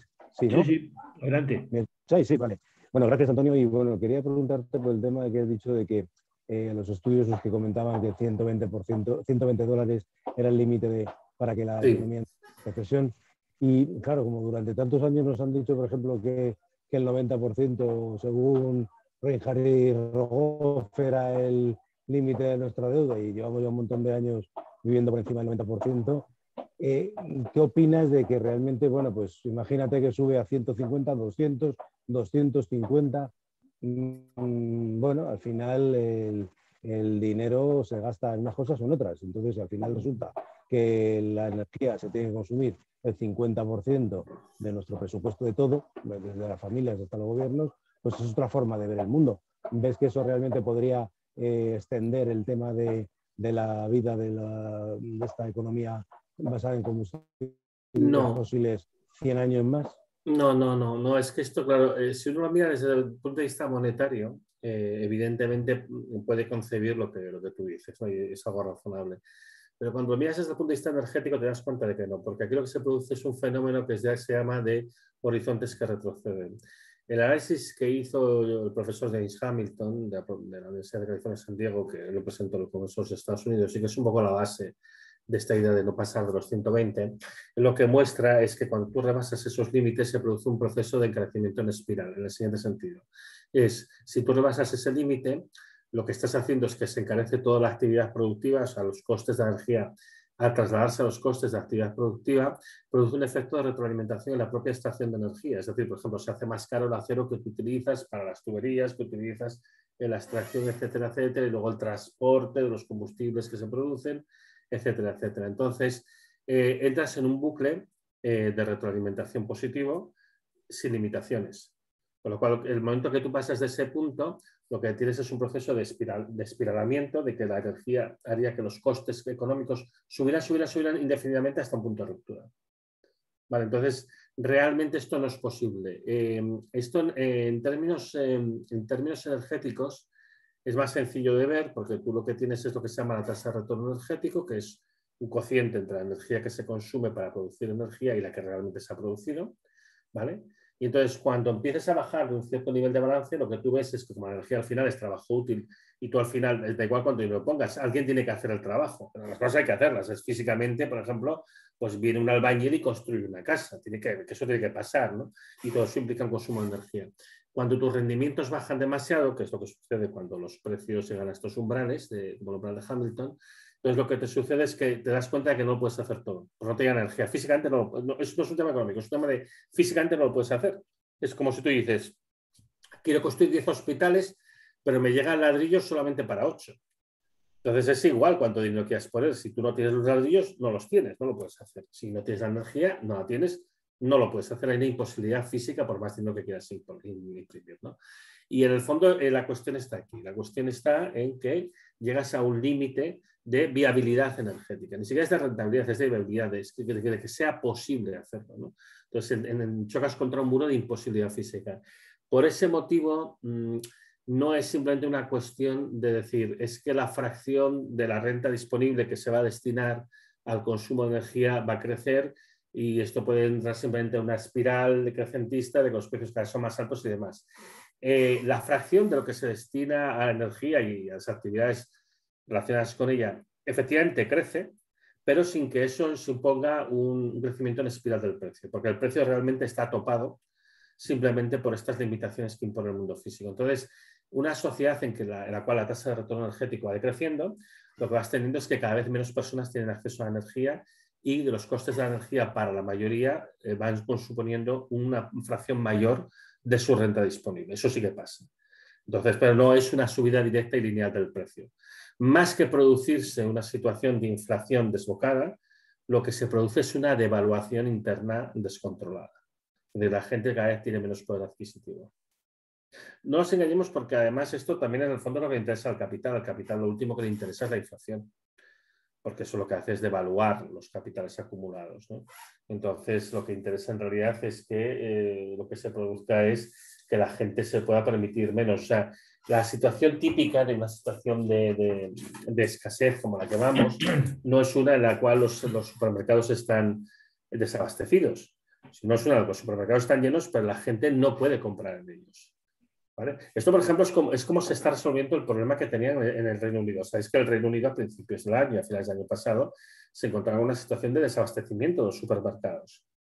Y de hecho, pues quitaban algunas filas de los supermercados para que no se notase, incluso llegaron a poner fotos de productos que no tenían para que no se viera que no los tenían, ¿no? Y que es el Brexit, los camioneros, no sé qué, todas estas cosas, y luego esto se ha extendido a otros países, ¿no? Incluso a Estados Unidos. Ahora mismo, la situación, como se ha ido renormalizando, es básicamente con una depreciación generalizada de los salarios y con un empeoramiento de las condiciones de vida, aparte de un aumento de las facturas, de los bienes básicos, energía y demás, ¿no?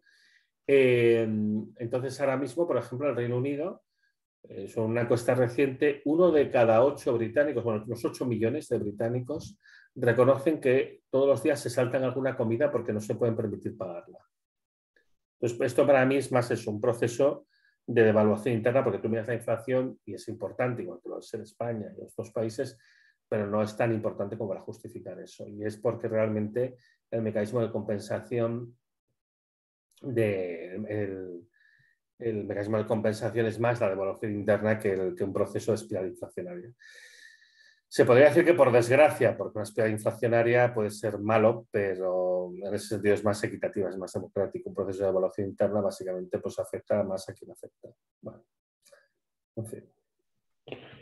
De acuerdo, gracias, Antonio. Me da por la sensación de que estamos asaeteando, pero la verdad es que, claro, lo que has expuesto tiene tanta enjundia que lo que nos surgen justamente son preguntas. Ahora mismo hay 2 palabras levantadas, Aurora y Joséchu, y yo no puedo levantar la mano porque estoy haciendo de anfitrión, pero quiero también hablar. O sea que de momento estamos los 3, ir planteando los que no habéis hablado para que tengamos un poco visión, porque de todas maneras son ya las 9 menos cuarto y vamos, en principio tendríamos 40 minutos más de este tipo de debate. Aurora, cuando quieras, abre el micrófono, por favor. ¿Me has oído, Aurora? Ahora mismo. Adelante. No. No te oímos, Aurora.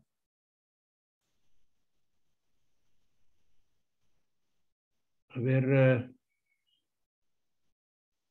No, Aurora, no te escuchamos. ¿Tienes algún problema? ¿Tienes algún problema con el audio? Voy a dar la palabra a Joséchu y luego a ver si lo resolvemos.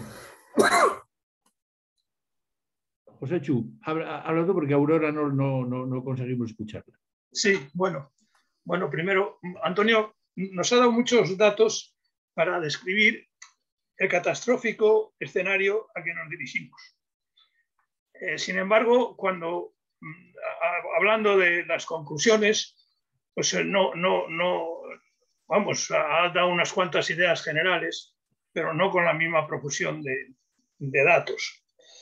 Entonces, por otra parte, lo que sí me queda claro, según ha dicho, es que el decrecimiento llega tarde y además, bueno, es algo que todos intuitivamente pensamos que no va a ser fácilmente aceptado por una gran mayoría de la población mundial, porque nadie estamos dispuestos a renunciar a nuestro estado de bienestar o relativo estado de bienestar. Entonces, la pregunta que yo le haría a Antonio sería bien concreta. Es decir, ¿hay alguna salida viable que no sea reducir la población mundial? O sea, que no sea reducir la población mundial mediante dos guerras mundiales. más. No, es que eso sería sobre 8.000 millones de habitantes, 150 millones de habitantes, es reducir reducir el crecimiento en un 2%. Lo que pasa es que tampoco es reducir el crecimiento en un 2%, porque lo que hace falta es que habrá que ver, bueno, eso se puede también reducir vía la hambruna, las hambrunas que tú has dicho, es decir, los muertos son lo mismo, vamos, la cifra de muertos puede ser o vía guerras o vía hambrunas. El problema es que vía hambrunas no vas a reducir en la misma proporción la contaminación, porque precisamente los que se mueren de hambre son los que menos contaminan. Entonces, bueno, entonces vamos a ver, entonces yo, por ejemplo, en ese sentido, hay que tener en cuenta que, por ejemplo, todos los países del hemisferio norte, digamos Norteamérica, Europa, Japón, incluso Rusia, que suponen el 15% de la población mundial, pues suponen el 80%, son responsables del 80% de todos los problemas ecológicos, medioambientales y de contaminación que se han producido en los 2 últimos siglos. Entonces, quiero decir que eso, la hambruna no va a solucionar ese problema tampoco. Entonces, ante esa situación que a mí me parece un callejón sin salida, pues me pregunto si no sería más razonable cambiar el planteamiento. Y en vez de plantear un decrecimiento económico, que puede ser a la vez económico y de población, puede ser de los dos, sería la suma de los dos, ¿no? Si no sería más fácil o más asumible plantear una reducción de la desigualdad, que es un poco lo que propone Piketty, no para este caso precisamente, sino en general. Porque si reducimos la desigualdad, pues entonces vamos a reducir el exceso de consumo, el exceso de contaminación, el exceso de producción de carbono que tienen todos los países o todas las entidades más ricas. Y yo creo que eso es una posibilidad que es más fácil de admitir por la población en general, o de entender por lo menos por la población en general, y al final no solamente reduciríamos la desigualdad, sino que también posiblemente reduciríamos la huella de carbono en el mundo. Y luego con un añadido más, es decir, según dice Piketty, perdóname, yo es que soy un forofo de Piketty, entonces yo lo que él dice me parece bastante sensato, ¿no? Él dice que la desigualdad aumenta siempre que los rendimientos del capital sean mayores que la tasa de crecimiento, entendiendo la tasa de crecimiento como la suma de los dos, el demográfico y el económico. Entonces, el problema que yo veo es que si nosotros nos ponemos a reducir el crecimiento, con la idea esta decrecentista sin matices que normalmente la gente entiende o que se le explica a la gente, pues entonces vamos como contrapartida, vamos a aumentar la desigualdad. Como por otra parte, con la desigualdad hemos visto que se produce un mayor consumo por aquellos privilegiados y una mayor contaminación, pues entonces será una pescadilla que se muerde la cola y no llegaremos a ninguna parte. No sé si me he explicado, pero... Bueno, yo veo varias objeciones a lo que he planteado. Entiendo lo que quiere decir, pero yo veo varias objeciones. Y la primera que me parece más importante es entender una cosa. El decrecimiento se va a producir sí o sí. Es igual lo que pensemos. Es igual lo que nos guste. O sea, sería un error pensar que yo, por ejemplo, propongo, por lo que he explicado, el decrecimiento como una... No, es que el decrecimiento nos va a pasar. Nos está pasando ya, de hecho. Es decir, nuestro sistema económico se basa en un consumo de energía y de materiales. Además, hay una cosa que hay que entender. Hay una correlación directísima entre el consumo de energía y el crecimiento económico, porque energía, en el fondo, no deja de ser la capacidad de hacer trabajo. Y gracias a esta capacidad de hacer trabajo podemos producir los bienes y servicios, que es lo que al final monetariamente se contabiliza en el PIB, lo cual está directamente relacionado con el crecimiento del PIB, y esto además existen muchísimas gráficas que atestiguan, y las funciones de producción básicamente lo que reflejan es eso. Hay un trabajo que es bastante interesante de un economista francés que se llama Gaël Gigon, que él lo que hace es un análisis de cuánto contribuye la energía al crecimiento del PIB. Y básicamente encuentra que el 60% del crecimiento del PIB es atribuible directamente al aumento del consumo de energía, pero un 70%. Y todavía un 10% adicional está asociado a los incrementos en la eficiencia en el uso de la energía, con lo cual realmente lo que es labor y capital, o sea, lo que es trabajo y capital, representan solamente un 20% del total, a repartir entre los dos. Entonces, en una situación de descenso energético como la que estamos sumidos, el descenso económico es inevitable, no es una cosa elegible. Entonces, lo que se puede escoger es cómo se hace este descenso. Estoy muy de acuerdo, por otra parte, que la mejor manera de abordar la cuestión en particular demográfica es favoreciendo la equidad. Eso estoy completamente de acuerdo y evidentemente cuando se habla de decrecimiento, lo que se habla es que evidentemente el decrecimiento no es igual según los países, tienen que decrecer más los países más ricos y los países más pobres, especialmente los muy pobres, a lo mejor lo que tienen que hacer es crecer. Eso está claro, ¿no? Que tienen que mejorar sus condiciones materiales y tienen que ir de otra manera. Pero no tenemos que engañarnos en el sentido de que a nivel de todo el planeta el decrecimiento es inevitable porque va a decrecer lo que es la base material y energética de nuestro metabolismo como sociedad. Entonces, el problema además, porque esto también usted lo ha abordado, de lo que me está explicando, a ver, esto va muchísimo más allá que el problema de la contaminación y el impacto ambiental. Son problemas importantes, que son problemas graves.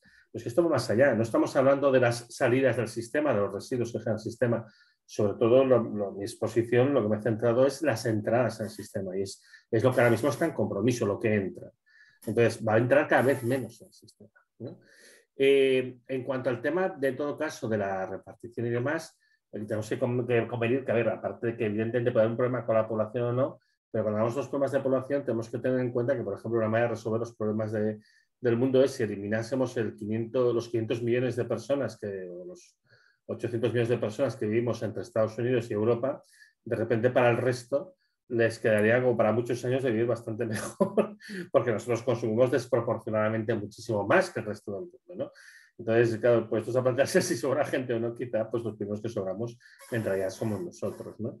Que bueno, porque esto evidentemente lo tiene claro en el sentido de lo que ha dicho, ¿no? Pero en cualquier caso, yo estoy muy de acuerdo con lo que tiene que haber es un proceso de redistribución y de equidad, pero esto ya está contemplado, la mayoría de las corrientes del decrecentismo ya contemplan que efectivamente esto es algo absolutamente necesario, pero sobre todo quiero insistir en esto, es decir, el problema que estoy discutiendo, el problema que he hablado hoy, no es un problema ambiental per se. Es decir, el problema ambiental está y es un problema grave y va mucho más allá que el cambio climático, hay muchos problemas ambientales y muy serios todos y muy amenazantes todos. Pero aquí hay un problema que ya es simplemente de metabolismo, es decir, no va a venir suficiente alimento, no va a entrar suficiente alimento para la máquina, para la mega máquina que consume materiales de energía. Y entonces aquí lo que tenemos que hacer es ver cómo afrontamos esto. Claro, por defecto la tendencia es a aumentar las desigualdades. Y en el fondo el planteamiento que se está haciendo desde los círculos económicos es vamos a intentar asegurarnos que a nosotros nos vienen los suministros, oye, si falta trigo en el mundo, pues sobre todo que venga para España y que venga para Europa, aunque esto implique dejar todavía con menos a otros o que incluso que se queden sin nada. Entonces, es más digerible para la población hablar de equidad que hablar de decrecimiento, es que el decrecimiento es inevitable, es que la gente además lo va a notar, es que lo va a ver. Es que de hecho lo está viendo, quiero decir, hay mucha gente que ya se está encontrando en situaciones en las que ven que hay una degradación de sus condiciones de trabajo y las que ven que hay una pérdida de renta disponible. Y esto ya está pasando y es que además esto es algo en lo que se va a profundizar. Mire, en la aprobación del paquete REPowerEU de la semana pasada por la Unión Europea, entre otras cosas se contempla que si algunos países de la Unión Europea se ven obligados a hacer racionamiento, cosa que va a ser inevitable en cuanto se acaban de cerrar el grifo, que este racionamiento se va a tener que distribuir de todos los países de Europa, incluso los que estén bien abastecidos.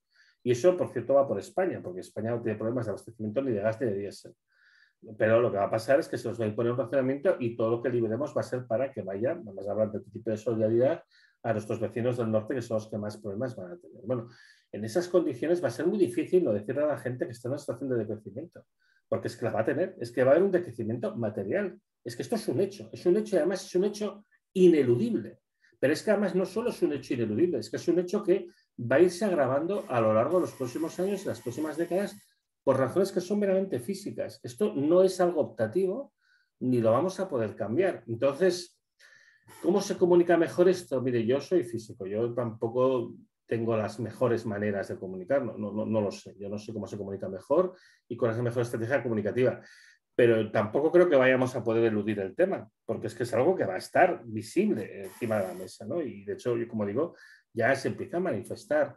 Entonces, bueno, pues esto habrá que pensar y no nos olvidemos que el mundo político y el mundo financiero, lógicamente, se van a oponer con toda firmeza a estas ideas porque las van a encontrar contrarias a sus intereses y nos van a seguir hablando es que si tenemos que hacer ampliaciones de puertos y aeropuertos, que si tenemos que ir al hidrógeno verde, que si tenemos que ir al coche eléctrico. Esto es lo que hemos oído todo el santo rato, al margen de que esto sea imposible.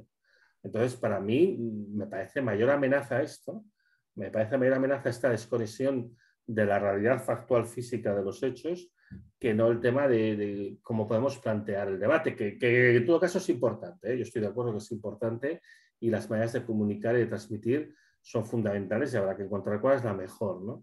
Yo en general suelo tener tendencia, porque yo, mire, yo hago muchísimas charlas divulgativas y mi impresión es que lo mejor es a la gente tratarla como adultos y decirle las cosas tal cual son y no asumir que, oye, esto puede causar problemas, la gente lo puede asumir. Yo no soy el padre más que de mis 2 hijos y no me gusta tampoco tratar con demasiado paternalismo al resto de la gente. Yo creo que a la gente hay que darle información y que luego ellos como adultos juzguen y decidan que es lo mejor y más conveniente. Quizás estoy equivocado, pero para mí esta es la aproximación más lógica y más justa, ¿no? Pero bueno, en todo caso, supongo que esto también da para mucho y como digo, no es mi dominio de competencia. Bueno, yo tenía siempre una cosa, pero no lo voy a dejar que hablen los demás, pero sí luego, sí, cuando todo el mundo hable, sí querría añadir alguna cosilla sobre el pico de las materias primas y las necesidades de nuevas materias primas. De acuerdo, José Chu. Vamos a ver, os había dicho que yo quería intervenir y también parece que a Aurora le han resuelto el tema de esto, aunque no sé si exactamente, luego lo vemos. Ahí también pedí la palabra Antonio y Joan. Voy por tanto a hacer una intervención no solo de moderación, sino de decir un poco lo que pienso, ¿no? A mí, Antonio, me preocupa un poco tu uso, que no es solo tuyo, que es de bastante gente, del concepto de colapso, ¿no? Porque colapso, quieras que no, nos lleva un poco como a una caída, ¿no? O sea, como que de repente que se desmorona el sistema y eso puede suponer, primero para la gente, una cierta desmovilización, porque dice, es que, bueno, cuando tú expones, como has puesto, por ejemplo, las cosas con esa, digamos, profusión de datos, y por ejemplo hablas incluso de colapso de países, ¿no? O sea, utilizas constantemente esa palabra, a mí me preocupa. Me preocupa porque el sistema en el que estamos, o sea, el sistema capitalista, sobre todo con la dictadura de los mercados financieros, que son los que imponen realmente, digamos, el ritmo y las vías por donde vamos hablando, es un sistema, para nuestra desgracia, terriblemente adaptativo. Es decir, que va interiorizando aquellas cosas que cambian, ¿no? Es evidente que los hechos que tú expones, con conocimiento de causa, tengo mucho más que yo, por supuesto, implican efectivamente cambios sustanciales, ¿no? Que se van a interiorizar y que se van a repercutir evidentemente en los mecanismos que tiene el sistema, en este caso los mercados, los precios, etcétera, etcétera, y van a implicar una serie de situaciones tanto en el término político como en el término social como en el término económico, ¿no? Y esas son para mí las que deberíamos prever, las que deberíamos... Una organización como ATTAC, en el fondo lo que quiere, su objetivo es digamos, o sea, desarrollar una educación popular, que la gente sepa lo que está pasando, para que tenga criterio y argumentos como para movilizar a más gente y para tratar de que no pase lo que no quiere que pase. En ese sentido, justamente el prever un poco cómo se va a producir o cómo se está produciendo ya estos cambios sustanciales en el sistema es importante. José Chu decía claramente una de las cosas que evidentemente son evidentes, y es que esto repercute claramente en el reparto, en la desigualdad. O sea, en la desigualdad en el sentido de que lógicamente los poderosos, en este caso los que tienen el poder económico y financiero, van a tratar de mantener, y probablemente lo consigan, los privilegios, con lo cual ese decrecimiento del que tú hablas, evidentemente lo que va a suponer es, digamos, un descenso en la calidad de vida de la inmensa mayoría de la población. Pero no solo está, y luego está el tema político, ¿no? O sea, el tema de que, bueno, pues los avances tímidos, o como quiera llamarlos, que se han producido en las últimas décadas del siglo XX y lo que llevamos del XXI, en avances un poco en un sistema político de una cierta democracia, lógicamente van a verse también afectados, ¿no? Y en este sentido, el retroceso de la democracia frente al autoritarismo va a ser cada vez mayor. Pero está el tema social. El tema social es el de las explosiones sociales. Es decir, ahí sí que... Pero yo eso no le llamaría colapso, ¿no? Yo a eso le llamaría efectivamente que normalmente, muchas veces, ya vamos, en los países en los cuales el entorno nuestro, yo creo que hay que olvidarse de ese concepto tan del 18 como es la revolución, ¿no? O sea, siempre habrá situaciones digamos, de conflicto de intereses en los cuales unos ganarán y otros saldrán más o menos perdiendo. Pero el tema es que en un momento determinado, cuando socialmente se producen explosiones, en una sociedad como la nuestra, normalmente eso quiere decir que la sociedad en su conjunto pierde. Pierde porque se producen retrocesos. Entonces, yo quería un poco ver si estás un poco de acuerdo en matizar un poco ese concepto de colapso, ¿no? O sea, es decir, que hasta cierto punto, por el discurso, parece como que esto se va a acabar. O sea, viene a ser un poco como la caída del Imperio Romano, ¿no? Creo que no va a ser así. No sé qué es lo que opinas un poco a este nivel. Bueno, muchas cosas, a partir de lo que has comentado, muchas cosas. A ver, hay una cosa que es evidente, un colapso como la caída del Imperio Romano se puede producir. Yo espero que no se produzca, también te digo esto. Entonces, pero es importante hablarlo, porque yo creo que la manera de conjurarlo es precisamente hablarlo. Yo muchas veces comento que los colapsos que se han producido a lo largo de la historia, de las 26 civilizaciones que antes que la nuestra han colapsado, siempre se producen como un daño autoinfligido, es decir, estas sociedades perseveran en una idea equivocada y es esto lo que les lleva a colapsar, pero también tenemos ejemplos de otras civilizaciones que reconocen su problema y toman la marcha inversa y consiguen retroceder y consiguen mejorar en su situación, ¿no? Porque no siguen progresando en esa dirección. Entonces, lo que al final te lleva al colapso es, por ejemplo, pues persistir la idea de que es posible el crecimiento infinito en un planeta finito, así de claro, ¿no? Con respecto al tema del capitalismo, para mí no hay ninguna duda de que el capitalismo, tal y como lo entendemos ahora, está acabándose. Otra cosa es que evoluciona hacia otra cosa. Y al hilo de lo que tú dices, hay muchísimas reflexiones que yo creo que son pertinentes aquí, como las que ha hecho Jorge Risman o Carlos Taibo o Luis González Reyes, que evidentemente la evolución natural del sistema que tenemos ahora es ir hacia un ecofascismo, por ejemplo, que es un sistema autoritario, evidentemente para nada equitativo, en el que se impone de manera, pues eso, autoritaria medidas que en el fondo lo que favorecen es que nos contengamos dentro de los límites biofísicos que nos marca el planeta y en el cual evidentemente los ricos y poderosos conservan sus privilegios, pero no en una situación caracterizada por la acumulación de capital, que es lo que caracteriza el capitalismo. O sea, realmente lo que es característico del capitalismo no es la propiedad privada ni el sistema libre de mercado. Otros sistemas económicos han tenido. Lo que caracteriza el capital es la acumulación del capital, las tasas de ganancia del capital, ¿vale? Y eso, como en el fondo depende de una realidad física, que es que hay una creciente disponibilidad de materiales y energía, eso está abocado a acabar. Entonces, en el proceso de transición, porque aquí yo lo que tú comentas son otras cosas distintas, es decir, bueno, los ricos y poderosos intentarán mantener sus privilegios, por supuesto que sí, y entonces el sistema evolucionará hacia otra cosa o ellos intentarán que evolucione hacia otra cosa. Y evidentemente lo que más les interesa es que evolucione hacia un ecofascismo, donde ellos mantengan sus privilegios y demás.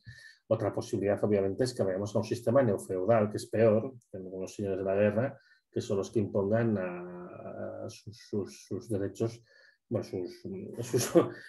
sus prerrogativas, pues por la fuerza, ¿no? Entonces, todo esto es perfectamente posible, pero eso ya no es capitalismo, ¿eh? Es que eso hay que tenerlo en cuenta. Es decir, y todo esto, digamos, ya ha estado bastante teorizado. Es un tema que es bastante conocido y yo creo que justamente estos son los peligros que tenemos que conjurar. Yo realmente del colapso de las civilizaciones, o sea, yo, por ejemplo, yo considero que ahora mismo Sri Lanka es un estado fallido. Lo es, porque no tiene gobierno, porque además la gente ahora mismo pues, no está respondiendo a lo que pide el gobierno y porque no tiene capacidad de comprar los bienes básicos para su población. Entonces, realmente hay un problema muy serio y que además o hay una intervención internacional o lo único que puede hacer es agravarse. Yo creo que en el caso de Sri Lanka lo tenemos que mirar como un ejemplo de cómo hacer las cosas lo peor posible para no hacerlo así. Y hay que entender que ese riesgo es un riesgo real. Mira, el Banco de Inglaterra sacó un informe hace unos días hablando sobre el problema de la crisis alimentaria y una de las cosas que dice es que ellos ven posible unos niveles de descontento y de revueltas en los países occidentales como no se han visto en décadas. Claro, es el Banco de Inglaterra, es parte, que decir, ellos también tienen interés en hacer las cosas o decir las cosas de una determinada manera. Pero yo creo que el riesgo es real, ¿eh? Yo creo que el riesgo es significativo y yo creo que la mejor manera de conjurar un riesgo es abordándolo, es hablando de ello y justamente entendiendo por qué esto puede pasar y cómo hay que hacer, cómo hay que reaccionar. Y yo creo que la manera de reaccionar es evidentemente intentando evolucionar con respecto a lo que hay. También os digo que en tanto que se mantenga la idea de que se tiene que preservar el crecimiento, se tiene que preservar el capitalismo y demás, yo ahí sí que no tengo ninguna duda que estamos condenados, ¿eh? Quiero decir, ya por la parte que tiene que ver con los recursos naturales, pero también por la parte que tiene que ver con los desastres ambientales, el problema del cambio climático es mucho más grave de lo que la gente se piensa. Entonces, si en una situación de disponibilidad decreciente de recursos nos emperramos en la idea de crecer, entonces yo creo que el colapso es inevitable. Eso no quiere decir que el colapso sea inevitable per se, pero yo os lo digo muy en serio, ¿eh? Sin un cambio social muy importante, sin un cambio político muy importante, lo que vamos a ver es una situación pues cada vez de mayor degradación y al final, o una de dos, o se produce una transición a un ecofascismo, en el cual evidentemente se abandonan los objetivos del crecimiento, evidentemente sigue habiendo privilegiados, evidentemente sigue habiendo ricos y demás, pero ya no se persigue el crecimiento per se. Y eso ya no es el capitalismo, ya es otra cosa. ¿Entiendes? Ya no se buscan tasas de ganancia del capital, se buscan mantenimiento de privilegios y el mantenimiento del orden por la vía autoritaria, ¿vale? O bien, pues transitamos a esto, que yo creo que es lo más probable, de hecho. O bien, bueno, pues entonces tú inviertes todo para ganar más dinero, haces más aeropuertos, más puertos, no sé qué, te quedas sin recursos y colapsas. Entonces, el colapso hay que entender que es una posibilidad real. Y yo creo que hay que abordarlo precisamente para evitar que suceda. Porque lo que sí que no es inexorable. Los colapsos nunca son inevitables. Los colapsos además nunca son irreversibles. Uno siempre puede detenerse y dar marcha atrás. Pero si uno persigue una idea completamente equivocada, bueno, pues es lógico que al final se acaba autodestruyendo. Eso yo sí que no lo veo algo evitable, ¿eh? Y yo sí que os diría que es importante pensar un poco fuera de la caja. Bueno, aparte de recomendaros que leáis a estos autores que os he comentado, sí que hay que empezar a pensar un poquito fuera de la caja y pensar en modelos de organización bastante ajenos a cómo está organizado el sistema actualmente, porque es que el sistema actualmente solo lleva esos dos caminos, ¿eh? O al ecofascismo o al colapso. No tiene esa vía que yo no veo capaz de que llegue a ningún otro sitio. Y bueno, ya iremos viendo cómo va evolucionando. Creo que además todos intuimos que en el fondo lo que vamos es a una noción de autoritarismo creciente, ¿no? Pero bueno, yo creo que esto es justamente lo que hay que conjurar. Gracias, Antonio. Antonio Fuertes, cuando quieras. Abre el micro.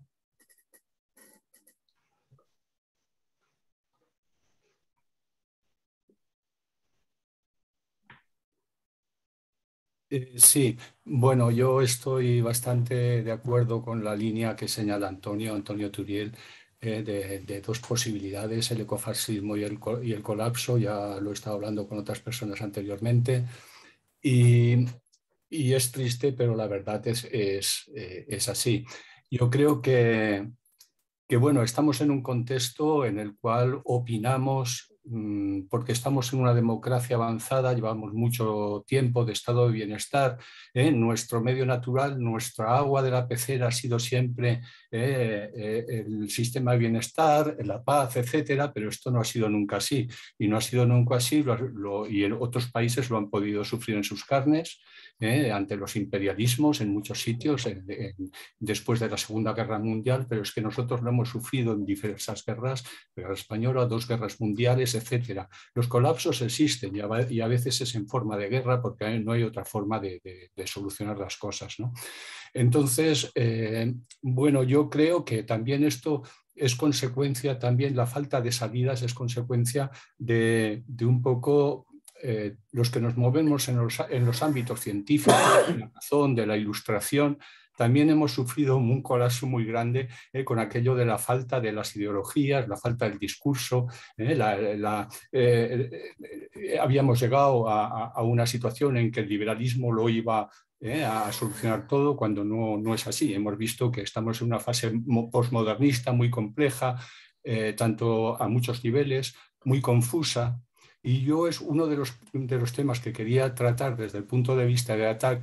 Yo creo, Antonio, que nosotros siempre nos dedicamos a los temas fundamentalmente. Tú tienes un capítulo en tu libro Petrocalipsis, que es lo que haría falta hacer, en el cual tocas una serie de temas, bastantes tienen bastante que ver con el tema económico, que es el que nosotros más o menos tocamos, ¿no?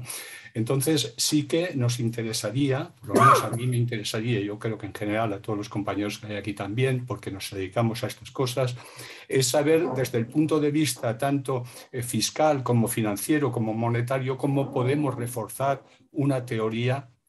Para mí sería digamos, que el petrocalipsis no acabe en apocalipsis, ¿no? Que haya una teoría racional para acabar con eso sin que necesariamente venga la implosión, como decías tú. O sea, podemos de alguna manera parar esto con diálogo, con proyecto, o es muy difícil, como es muy difícil realmente, o estamos condenados a un decrecimiento implosivo, que es la otra opción, ¿no? Entonces, bajo el punto de vista que nosotros, como seres racionales y como seres pacíficos, lo que queremos es solucionar las cosas de alguna manera, de la mejor manera posible, como tú creo, entonces, ¿cómo podríamos colaborar de nuestra cotidianeidad a hacer eso posible en los campos a los que nos dedicamos, que es más el tema fiscal, financiero y el tema monetario? Por ejemplo, la expansión cuantitativa ha hecho mucho daño, pero es que el capital ficticio al que hablaba Marx es el que ha hecho mucho daño, ¿no? Tanto el tema de la deuda como el tema de la bolsa, de las acciones, son temas que nos han llevado a un crecimiento exponencial del ámbito monetario y del ámbito dentro de la economía, que ha hecho que la economía haya roto sus costuras ligadas al territorio, ligadas a lo físico, y que haya desbordado todo eso, ¿no? Entonces, ¿cómo reconvertir todo eso para que, de alguna manera, la economía siga unos cauces más adecuados? ¿Será posible? ¿No será posible? Tenemos muchos enemigos, ya lo sabemos, pero por lo menos tenemos un método. A ver, yo lo veo muy complejo. Yo tengo bastante claro que hay una cuestión que es ineludible y que se acabará entrando de una manera u otra. Y entonces acabará entrando o bien pues, de una manera más democrática o de una manera más autoritaria. Pero lo que es absolutamente necesario es una reforma profunda del sistema financiero, porque básicamente al final la necesidad de crecer viene impulsada por las necesidades del mundo financiero.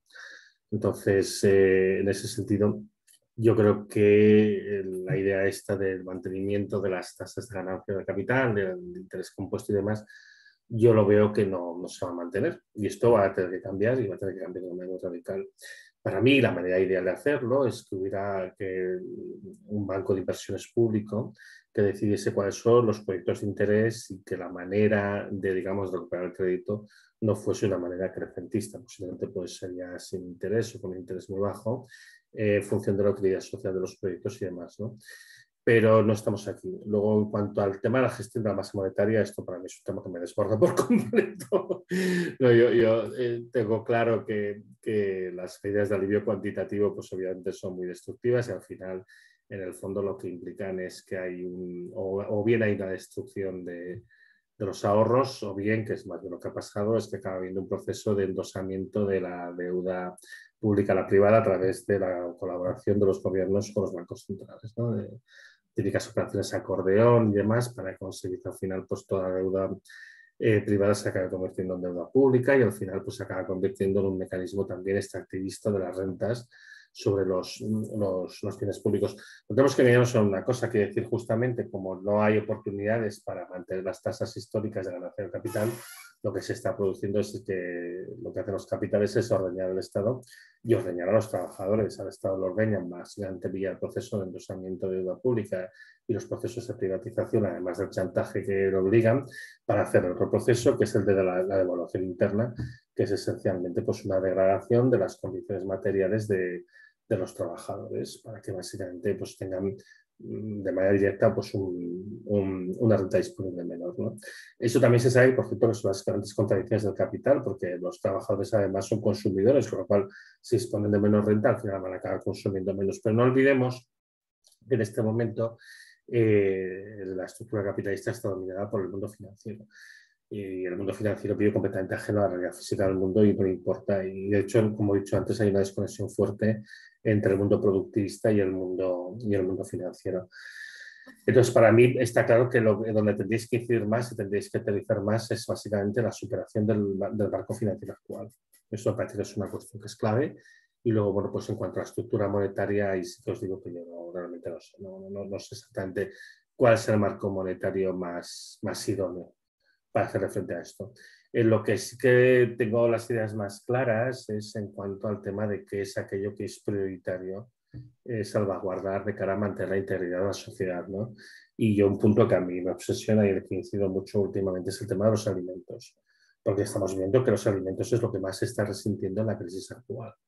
Entonces yo creo que hay que incidir en esto porque no nos engañemos, no hay nada más corrosivo y desestructurante en una sociedad que empiecen a faltar alimentos o que se obligue a racionar los alimentos, ¿no? Entonces para mí hay una serie de servicios extremadamente básicos en los que se tiene que incidir. El primero son los alimentos, el segundo es el agua, porque el agua requiere mucho más esfuerzo, recursos y energía de lo que pudiera parecer a primera vista y además es un vector de transmisión de enfermedades muy importante. Y luego pues todo lo que tiene que ver con la relocalización, que implica mucho, implicar relocalizar los trabajos, hacer un reurbanismo para conseguir que, pues, bueno, pues que la población pueda integrarse fácilmente. Esto implica también muchas actuaciones a nivel de transporte, etcétera, etcétera. Pero de los aspectos económicos, como digo yo, en eso estoy más pez, ¿no? Sobre todo los monetarios, no tengo más acuerdo. Muy bien, bueno, esto ya son las 9:20, queda poco tiempo. Joan, cuando quieras, y después ha levantado también la mano Miguel Ángel. Aurora, no sé si tú podrás al final veo que hablas, pero que no te oímos. Joan, el micrófono, adelante. Vale. Yo quería preguntarle, Antonio, si no le parece que hay otra opción aparte o posibilidad, aparte del ecofascismo o el colapso, que es un mundo en que las élites, y esto yo creo que le está apuntando ya, que convenzan a la gente, tanto a las élites como a la gente más normal y a las clases medias, de que hay cosas no materiales que tienen un valor, ¿no? Y que esto se puede acumular. Por ejemplo, todo esto del metaverso, las obras de arte digitales, y que la gente encuentre pues, un placer en acumular este tipo de bienes intangibles, ¿no? Evidentemente, las clases privilegiadas acumularán estos bienes y otros también materiales y que requieren energía y tal, ¿no? Pero veo que esta es una posible salida, ¿no? Que necesariamente lo que para mí caracteriza el capitalismo no es tanto utilizar mucha energía y recursos, sino acumular pues, valor y poder, ¿no? Entonces veo que aquí hay una posibilidad distinta que no creo que sea la que las izquierdas tendríamos que aceptar como deseables en cuanto al tipo de bienes intangibles, pero que yo creo que no hay que pensar que el capitalismo se va a colapsar así tan fácilmente. Creo que tiene posibilidades de reinventarse una vez más, ¿no? Valorando estos bienes, poniendo valor a estos bienes intangibles, ¿no? Y haciendo que toda la gente pues, tenga unas pautas de consumo que permitan la acumulación sin el mismo gasto de energía y recursos finitos. No sé qué. Yo, con sinceridad, te tengo que decir que no lo veo en absoluto y le voy a decir por qué. Porque Internet tal y como lo conocemos está condenado. Es decir, Internet tal y como lo conocemos tiene una base material muy fuerte, requiere de muchos recursos, requiere además de materiales que son escasos, que son fundamentales en la fabricación de los chips, requiere mucha energía. El último año hemos visto cómo el coste del silicio metálico se ha incrementado por 6, debido evidentemente al gran consumo de energía que implica. Nos encontramos con que Australia ya no puede quemar más eucaliptos para la fabricación de chips de silicio metálico, porque se necesita carbón de gran pureza para la fabricación de microchips. Y yo creo que todo el espejismo que se ha construido con los NFTs y en general, básicamente con el mundo virtual, la digitalización, para mí tiene los días contados. Ahí. ¿Hola? Con otras Full HD webcam. Ahora se les oye, Aurora. Ahora ¿Ya se me oye? Sí, sí. Perdón. Déjeme un momento que tengo que sí. En todo caso, un poco, Aurora, por favor, un poquito. Sí, que en cualquier caso, que yo lo veo simplemente inviable. Porque además no nos engañemos, es que pensemos en los problemas que tenemos ahora mismo. ¿Qué problemas estamos teniendo ahora mismo en el mundo? Faltan alimentos. No hay cosa más necesaria y tangible que esta. Además, el capitalismo, dice, no se caracteriza tanto por el aumento del consumo de energía y los materiales, como por el aumento del poder y el atesoramiento y demás. Digo, bueno, puedo estar más o menos de acuerdo, pero cuando uno mira las estadísticas, lo que ha habido es un incremento incesante del consumo de energía. Entonces, al final, ¿qué pasa? Que tú puedes intentar engañar a la gente y decirle, oiga, aquí lo importante es el valor está en estas cosas intangibles, que ya digo que va a ser difícil mantenerlas porque Internet les va a disminuir, evidentemente. Digo, vale, pero es que al final del día la gente lo que necesita es comer. Y además, no nos engañemos, la gente es tonta, pero hasta cierto punto. Es decir, oye, la gente al final lo que va a querer es tener aquellas cosas que en el fondo satisfacen, en primer lugar, sus necesidades más físicas. Y como digo, estas están en compromiso ahora mismo. Es que hasta esto está poniéndose en compromiso. Entonces, sinceramente, no lo digo que sea imposible, pero lo veo muy difícil. Lo veo realmente muy difícil. Yo creo que los tiros, bueno, está bien tenerlo en cuenta y estar precavido, pero yo creo que los tiros no van a ir por ahí, van a ir por cosas mucho más mundanas y mucho más materiales. Me da la impresión, vaya. De acuerdo. Bueno, pues Aurora, a ver si... ¿Se me oye ya? Ahora sí. Se te puede ir. A ver, interven. Me gusta ser escueta en general para que Antonio descanse, porque te veo cansado, Antonio, que estás cansado. No especialmente, no más que otros días. Lo que pasa es que cuando acabe tengo que ir a repasar el examen de química. Bueno, vale.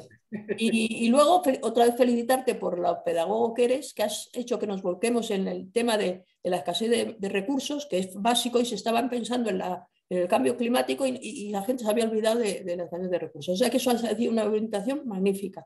Y ahora yo te decía, bueno, seguro que lo sabes, pero dime qué solucionaría. La planta de hidrógeno en el pueblo este de Ciudad Real, en Puerto, ¿cómo se llama el puerto? No sé cómo se llama el puerto. Puerto Llano será. En Puerto Llano. Dice que 2.000 millones se va a invertir, 10.000 puestos de trabajo. Es que no hay solución para que se salve eso. No, sería tantas pérdidas que sería malo. Pero yo cuando se hacen estos anuncios, yo me los tomaría con un poco de perspectiva.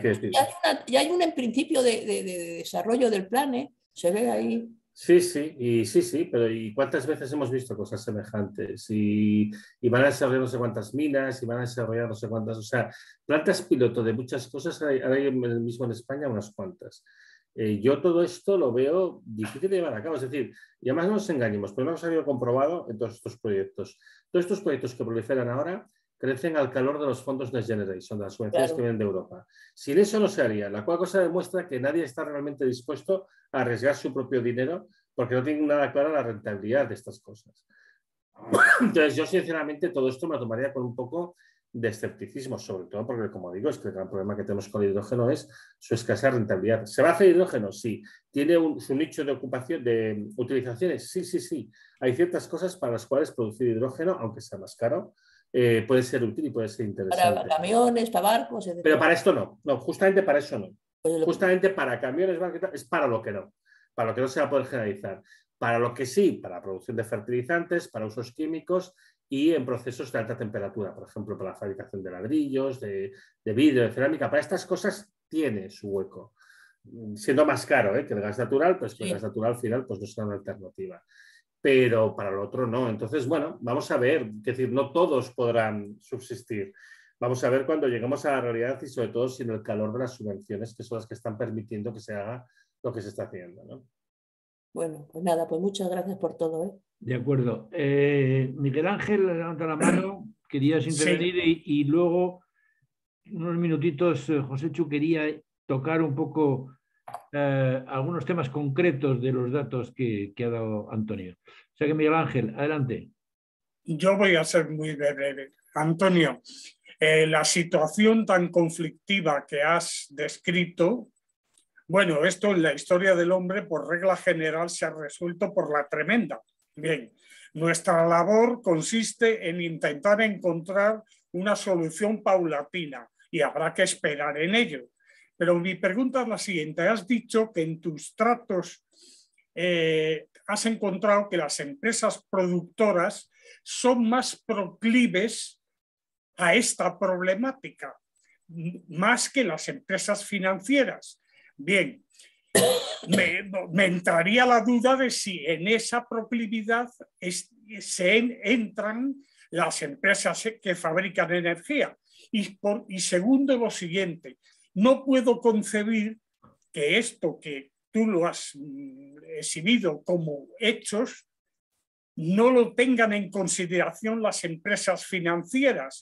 Entonces, ¿qué has pensado tú?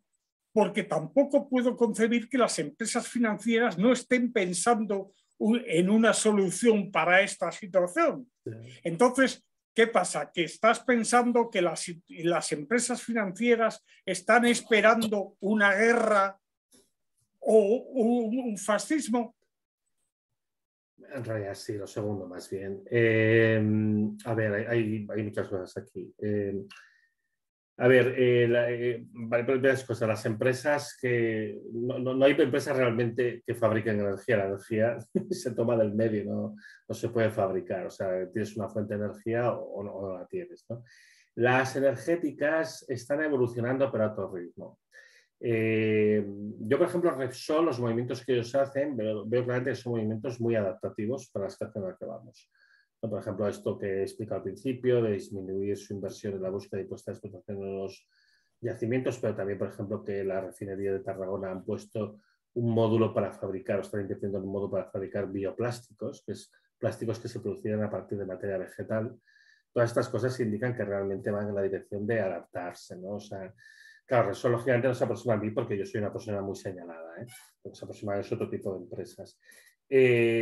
Ellos van evolucionando, también teniendo en cuenta que ellos tienen un papel muy importante que jugar en toda esta situación y que también evidentemente juegan un poco al despiste, a no explicar de una manera muy clara exactamente qué está pasando porque además puede acabar comprometiendo su negocio actual y sus posibilidades de posicionamiento de cara al futuro. En cuanto a las empresas financieras, te puedo explicar una anécdota. Hace unos años estuve comiendo con una persona que trabajaba dentro del departamento de análisis de riesgo financiero de la Caixa, no lo puedo decir, y esta persona que tenía mucho interés en hablar conmigo para contrastar, en realidad básicamente lo que quería es que yo le diera información, él me dio muy poca a mí, pero una información que sí que me dio, que bueno, era un poco de esperar, era que evidentemente a ellos les deja cierto margen de actuación para decir cosas y proponer riesgos y tal, hasta un cierto punto. Si pasas de una cierta raya, lo que hacen es que te echan, te despiden. Es decir, no se puede poner en duda determinadas premisas, a pesar de que desgraciadamente pues, con el paso del tiempo se han visto que estas cosas son las que han sucedido, ¿no? Entonces, en el mundo financiero hay como varios niveles, ¿no? Entonces, los niveles más bajos hay ciertas cosas que no se dejan discutir abiertamente y esto es un problema grave. Y esto no solo afecta al mundo financiero, hay que decir, unos problemas grandes también que tenemos, esto lo comentábamos hoy en otra entrevista que tenía, es el hecho de que hay poca gente con independencia para poder decir las cosas tal cual las ven, porque se juegan su puesto de trabajo. Y esto es muy complicado de gestionar, ¿vale? En los niveles más altos, claro que entienden perfectamente la naturaleza del problema. Claro que lo entienden perfectísimamente. Y te digo incluso más, en los niveles políticos más altos se entiende perfectísimamente la naturaleza del problema. Entonces, a ver, yo creo que durante bastante tiempo lo que ha pasado, aunque parezca un poco increíble, es que se ha confiado en que el sistema tecnocientífico diera una solución del gusto del sistema financiero. Ahora que ya estamos viendo que esto no va a pasar, entonces ahora es donde se están buscando alternativas. No todos buscan las mismas y evidentemente hay una parte del mundo financiero que claramente lo que apuesta es porque se produzca un ecofascismo o un tecnofascismo, claramente, ¿eh? Y hay otra parte que no, hay otra parte que lo que está buscando todavía es alguna viabilidad. La parte del mundo financiero que efectivamente apuesta por eso. Yo casi diría más por un tecnofascismo, pero bueno, el tecnofascismo al final acaba evolucionando al ecofascismo, ¿eh? Porque ven que es la manera más sencilla de mantener sus privilegios. Porque claro, si empieza a haber revueltas en la calle, pues eso